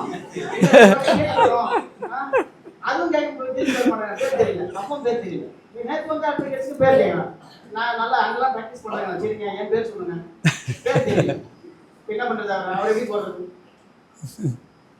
ப்ராக்டிஸ் பண்றவங்களும் இருக்காங்க. அது இல்லாம எலெக்ஷனுக்கு ஓட்டு போறவங்க ஒரு குரூப். ஓட்டு போறவங்களுக்கு போட முடியாது. நம்ம எலெக்ஷன் அன்னைக்கு எவ்வளவு கூட்டம் இங்க வருது, இந்த கோர்ட்டே தாங்காது, அவ்வளவு கூட்டம் இருக்கு. ஏன் யார் இவங்க எனக்கு தெரியல. அவங்க எல்லாம் சர்பாசி போட்டு அவங்களுக்குலாம் வாரண்டை கொடுத்துட்டோன்னு வச்சுக்கோங்க. அவங்க நான் எங்கே போய் தேர்றது? இந்த சர்க்குலர் ஒன்று போட்டிருக்கிறேன், வாரண்ட் வச்சிருக்கீங்களா, 2 வருஷமா வச்சிருக்கீங்களா, வாரண்ட் எல்லாம் ரிட்டர்ன் பண்ணணும்னு சொல்லி சர்க்குலர் போட்டு 7 மாசம் ஆச்சு. அது யாராவது ஃபாலோ பண்றீங்களா? இன்னைக்கு நேற்று திட்ட பிறகு 2 பேர் இன்னைக்கு 2 வாரண்ட் ரிட்டர்ன் ஆயிருக்கு. இருக்கிற வாரண்டை முதல்ல கொடுங்க, அதையே கொடுக்க மாட்டேங்க. எவ்வளவு வாரண்ட் உங்ககிட்ட இருக்குன்னு எனக்கு தெரியல. என்ன பண்றது? அப்போ கோர்ட்டோட ஆர்டர் ஃபாலோ பண்ணல நீங்க, உங்களை ஏன் போடணும்?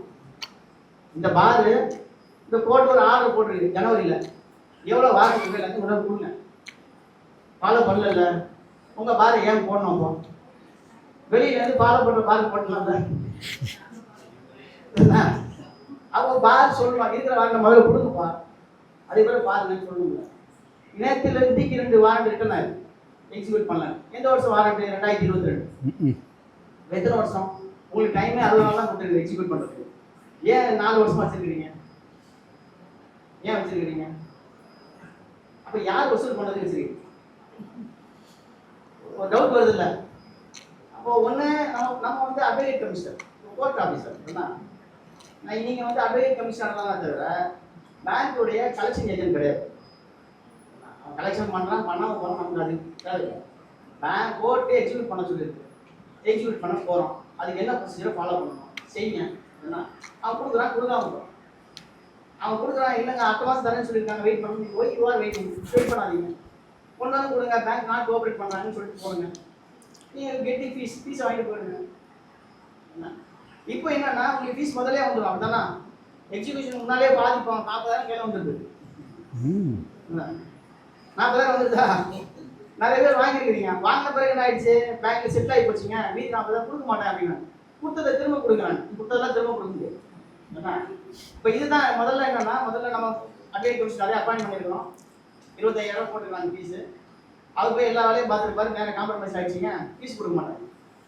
இப்போ நிறைய அட்வொகேட் கமிஷன்ஸ் வந்து எங்களை ஃபீஸ் கொடுக்கலங்க அப்படிங்கிறாங்க. இது என்ன பண்ணுறது? அதனால தான் இப்போ என்னன்னா அந்த வேலையே கிடையாது. முதல்ல 40,000 கொடுத்தா தான் வாரண்டே வரும். வாரண்ட் வந்துருச்சா எக்ஸிக்யூட் பண்ணுறீங்களா, அந்த சேம் டே ரிமைனிங் அமௌண்ட் கொடுத்தா தான் பொசிஷனை கையில் கொடுக்கணும், இல்லைன்னா கொடுக்காதீங்க. அப்புறம் கொடுத்த பிறகு எனக்கு திரும்ப பாதிப்பு பணம் கொடுக்கலன்னு என்கிட்ட ஒரு கம்மியாக பண்ண முடியாது. இதெல்லாம் எதுக்கு பண்ணுறோம்னா, இது only for welfare of the juniors. ஆனால் நம்ம என்ன பண்ணுறோம், என்னை நான் 15 வருஷமா ஆயிடுச்சுங்க, என்னையும் போடுங்கன்னு கேட்டால் நான் என்ன பண்ணுறேன்? 15 வருஷம் இருக்கிறவங்கன்னா யார் எதுக்கு ஹைகோர்ட் எலிவேஷனுக்கு வந்து ஜட்ஜு எலிஜிபிள் 10 years 2 வருஷம் 10 வருஷம் இருந்தாலும் என்ன பண்ணாங்கன்னா ஹைகோர்ட் சிகிச்சை எலிஜிபிள். 15 வருஷம் ஆகி போச்சுன்னா ஹைகோர்ட்டுக்கு எலிஜிபிள் பர்சன். என்ன அட்வொகேட் கமிஷனராக போடுங்கன்னு சொன்னா நான்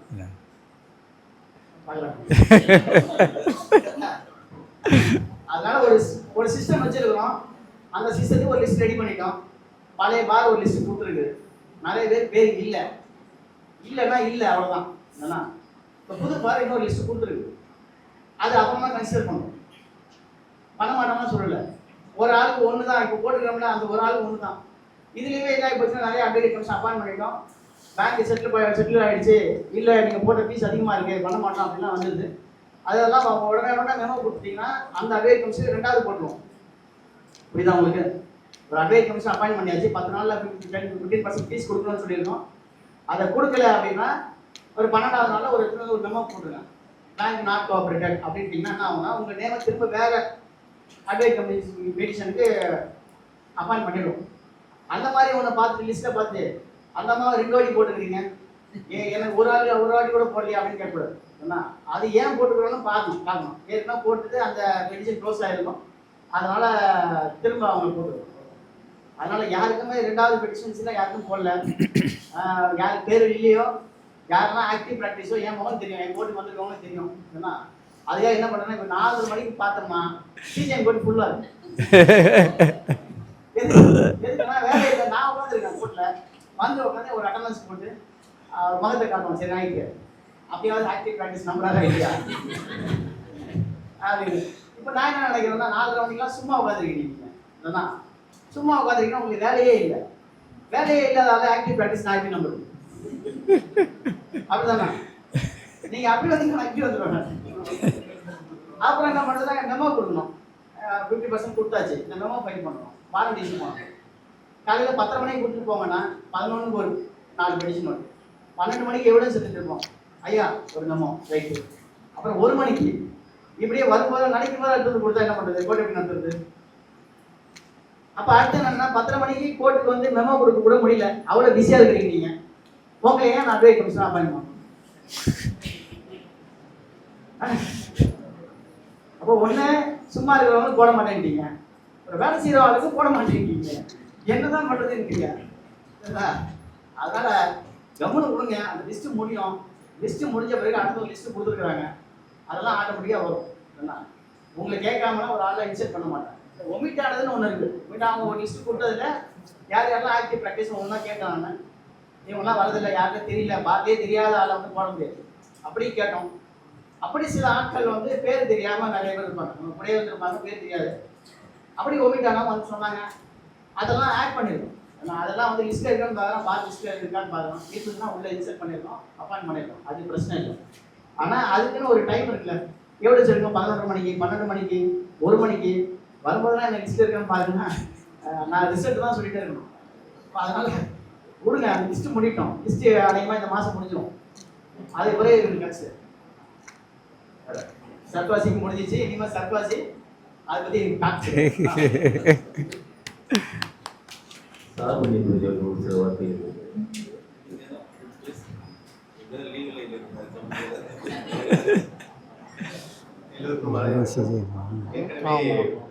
என்னுடைய வீடியோ பார்த்தேன் சார்.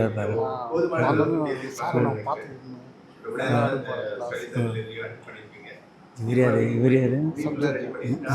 இவரா? ஐயோ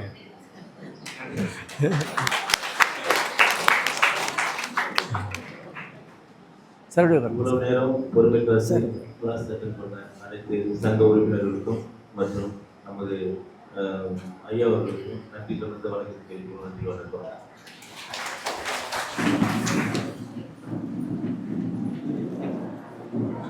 தேங்க்யூ சார்.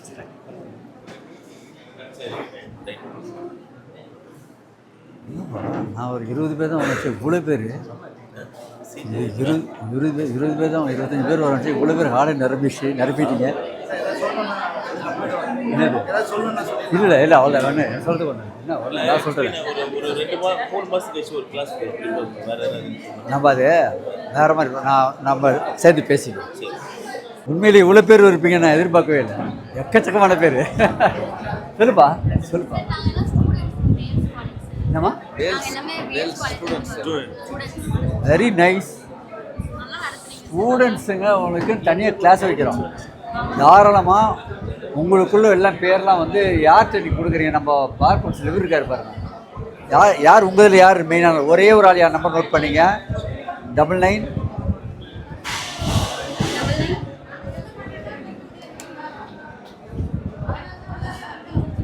9940 162003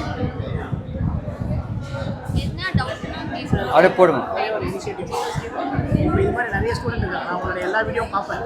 புது யுகத்தில் வர ஓ புதியா, ரொம்பவே பிடிக்கும். Super super. காலையில் ஒரு ஃப்ளாஷ் ஆச்சு உடனே ஓடி வந்துட்டோம். அரேஞ்ச் பண்ணிட்டோம். கிட்ட வந்த உடனே இந்த ஸ்டூடெண்ட்ஸ் இல்லை அட்வொகேட்ஸ் அஃபிஷியல் தெரிஞ்சதுக்கு அப்புறமா தான் கொஞ்சம் கண்ட்ரோல் பண்ணிட்டோம். எங்களுக்கு வந்து ஒரு சில கைட்லைன்ஸ் சார். இப்போ நாங்கள் ஒரு 10 பேராகவே ஒரு ஸ்டூடெண்ட்டாக ஒரு அசோசியேஷன் மாதிரி இருக்கிறோம். எங்களுக்கு என்னன்னா ஒரு ஹெல்ப்லெஸ் மாதிரி ஃபீல் ஆகும். எந்த டைரக்ஷன் நம்ம ஒரு ஸ்டூடெண்ட்டாக தொடங்கும் போது எப்படி ட்ராவல் பண்ணோம் அப்படின்னா ஜுடிஷியரியில் நம்மளுடைய வைட்டல் ரோலை ப்ளே பண்ண முடியும் அப்படின்னு ஒரு கைடன்ஸ் பண்ணுவாங்க. அடுத்தடுத்து பர்சியூ பண்ணி போகிறதுக்கான வழிமுறைகள் எனக்கு தெரியணும் சார். அதாவது என்ன சரி, எந்த காலேஜ்? வேல்ஸா? நீங்கள் உங்களுடைய அந்த அட்மினோட ஃபிக்ஸ் பண்ணி பொதுவாக ஒரு மீட்டிங் ஒன்று வைங்க. அங்கே வந்து நான் 1 hour அட்ரஸ் பண்ணிட்டு நான் வாயை மூடும்போது அவ்வளோ பேருக்கும் ஆகா இது அருமையான ப்ரொஃபஷன் வந்துட்டோம், இதுதான் வழி, இதில் நல்லா சம்பாதிக்கலாம், இதில் அறிவை வளர்த்துக்கலாம், நம்ம கேரியரை சூப்பராக பண்ணலான்ற ஒரு நம்பிக்கை வளர்ப்பேன். நம்பிக்கை வளர்க்குறது மட்டும் இல்லை, உண்மை அது. நிறைய பேருக்கு அது தெரிய மாட்டேங்குது. என்ன விஷயம்னாக்கா, நிறைய ஷார்ட்டாக சொல்கிறேன் பாருங்கள், இன்ஸ்டியூஷனுக்கும் ப்ராக்டிஸுக்கும் சம்மந்தம் இல்லாமல் இருக்குது. நீ கற்றுக்கிறதுக்கு ப்ராக்டிஸ் சம்மந்தம் இல்லாது. இந்த 2க்கு கேப் நான் ஃபில் பண்ணுவேன். நம்பர் 1, 2த்துக்கு கேப் ஃபில் பண்ணுவேன். என்ன விஷயம் சொல்கிறேன் பாருங்கள், உங்களுக்கு ஸ்டூடெண்ட் இருக்குதுங்க, ஒரு எமினன்ட் லாயர்ஸ் பண்ணாது. இப்போது ப்ராக்டிஸிங் லாயர் யாருமே பார்ட் டைம் லெக்சராக உங்கள்கிட்ட இல்லை. எமினன்ட் லாயர்ஸ் யாராவது ஒருத்தவங்க மாதத்துக்கு 1 முறை 2 முறை வந்து கிளாஸ் எடுத்தானாக்கா சட்டத்தை எப்படி படிக்கணும், எப்படி கரைச்சி குடிக்கணும், எவ்வளோ சிம்பிளாக அவ்வளோ அழகாக சொல்லி தருவான். அப்ளிகபிலிட்டியோட நாலேஜ் வந்து எக்ஸ்ப்ளோர் ஆகும். சட்டத்தை எப்படி படிக்கணும் கற்று தருவான். அது அப்படியே உங்களுக்கு இப்போது ஏதோ ஒன்று சொல்லுங்கன்னா நீங்கள் வந்து ஏதோ ஒரு சர்டிஃபிகேட் வாங்கிறதுக்கு வருவீங்களா, அது என்ன பேர்? இன்டர்ன்ஷிப். இதுவே வந்து உங்களுக்கு கோர்ட் ப்ரொசீஜர்ஸ் தெரியணும் தான். கோர்ட் உண்மையிலே என்ன ப்ரொசீஜர்ஸ் நம்ம கொஞ்ச நேரத்துக்கு சொன்னால் பார்த்தீங்களா, எங்களுக்கு பிரச்சனைக்குள்ள ஆளுங்களை நீங்கள் வாரத்துக்கு 1 முறையோ இல்லை மாதத்துக்கு 2 முறையோ சொன்னீங்கன்னாக்கா அவ்வளோ பேரும் ஒரு கேம்பெயின் போட்டு யார் யார் பிரச்சனைக்கு உருவாங்களோ எல்லாத்தையும் ஒரு ஆளுக்கு 2 பேர் அலாட் பண்ணுவேன். நீங்களே ட்ராட் பண்ண வரப்பேன், நான் கரெக்ட் பண்ணுவேன். முடிஞ்சால் நீங்களே வந்து ஆன்லைனில் ஃபைல் பண்ணுங்கள். நீங்களே ஆர்கியூமெண்ட் பண்ணும்போது நீங்கள் பக்கத்தில் உட்காருங்க, பக்கத்தில் பின்னாடி இல்லைங்க, நான் ஜட்ஜுக்கிட்டே இன்ட்ரடியூஸ் பண்ணுறேன். ஒரு ஸ்டூடெண்ட்டு இந்த மேட்டரை எனக்கு அசஸ் பண்ண இவர் தான் அப்படின்னு இன்ட்ரடியூஸ் பண்ணியே நான் ஆர்கியூ பண்ணுறேன். ஸோ அந்தளவுக்கு கொண்டு போகும்போது உங்களுக்கே ஒரு கிளாரிட்டி இருக்கும். நீங்கள் செய்ய வேண்டியது ஒன்றே ஒன்று தான், உங்கள் அங்கே கிளாஸ் எடுக்கிறதுக்கு எனக்கு வாய்ப்பு கொடுங்க. உங்களுக்கு உண்டான லைனை நான் உருவாக்குறேன். அதே நேரத்தில் இந்த லைனுக்கு உள்ள உருவாக்குறது எப்படி ஏது எல்லாமே உங்களுக்கு தரவாக்கிடுங்க. அது ஒரு மேட்டரே கிடையாது. நல்ல அருமையான ஃபீல்டு. ஐயா சொன்னது மாதிரி வந்து ஃபஸ்ட்டு வந்து சம்பளம் இல்லாமல் உழையினால பழைய கதை. நீ ஃப்ரம் த பிகினிங்லேருந்து உனக்கு கிடைச்சாதான். நான் சொன்னேன்ல, ஜூனியர்ஸ்லாம் நான் பதிக்காரன் உழைக்கிறது ரெடி, காசு கடான்னு கேட்குறான். நான் ரெடி, நீ உழைக்கிறது ரெடி, நான் காசு கொடுக்குறது ரெடி. காரணம் என்னன்னாக்கா புரிதல் இல்லை. அந்த மாதிரி யாராவது பாருங்க, சக்ஸஸ் ஆனவனே நான் காமிக்கிறேன், சக்ஸஸ் இல்லாமல் வெளியே ஓடணுன்னே என்னை காமிங்க. நான் ஏன் வெளியே ஓடணும் நான் சொல்கிறேன். ஒன்றும் இல்லை, வரும் 50 ரூபாய்க்கு எக்மோரில் காசை கொடு, கேஸை கொடு, கேஸ் ஒன்று வரும் 50 ரூபாய்க்கு நிற்கிற அட்வொகேட்டாக இருப்பான். 1 ஹவருக்கு 1 கோடி டைம் இல்லை போ அப்படின்னு சொல்ல விரட்டுற அட்வொகேட். அவனும் பிஎல் தான், இவன் பிஎல் தான். இவன் என்ன செய்கிறான், இவன் என்ன செய்கிறான்னு ஃபாலோ பண்ண ஒன்றும் இல்லைம்மா.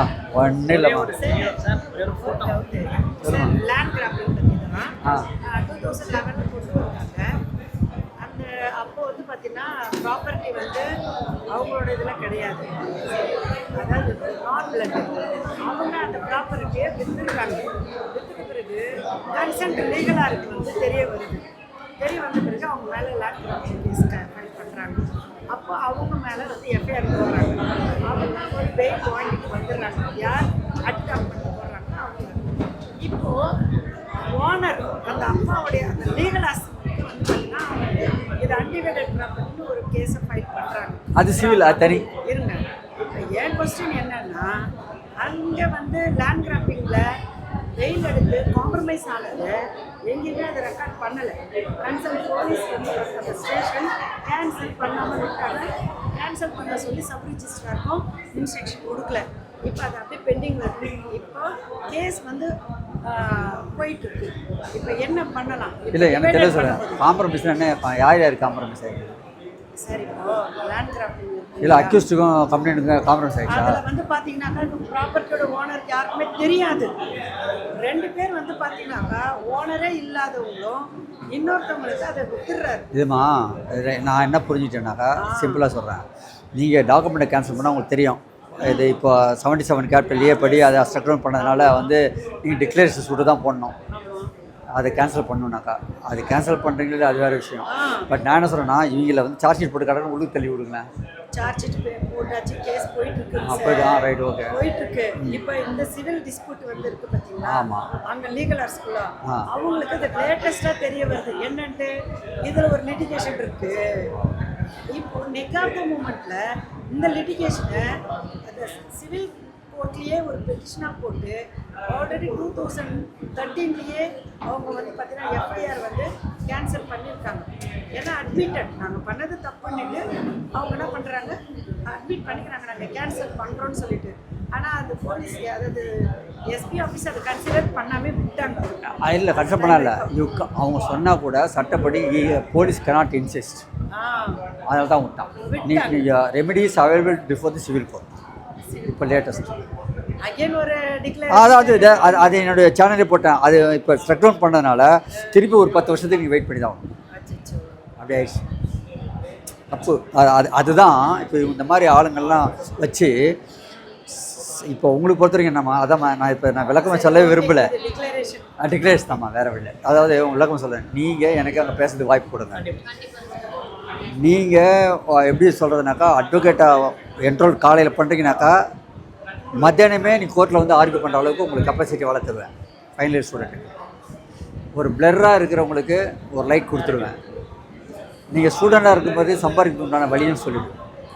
இப்போ உங்கள் பாக்கெட்டில் எங்களுக்கு வந்து 1 லட்சம் சிம்பிளாக இருக்கும்.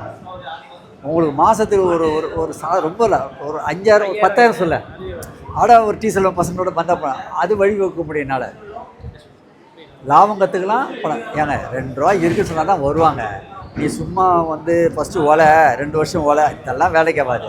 ஸ்டூடெண்ட்டாக இருக்கும்போதே உங்களுக்கு சம்பாதிக்கிறதுக்கு எந்த இன்ஸ்டியூஷன் கற்றுறதோ அதான் உருப்படி. அதை நான் செய்கிறேன்.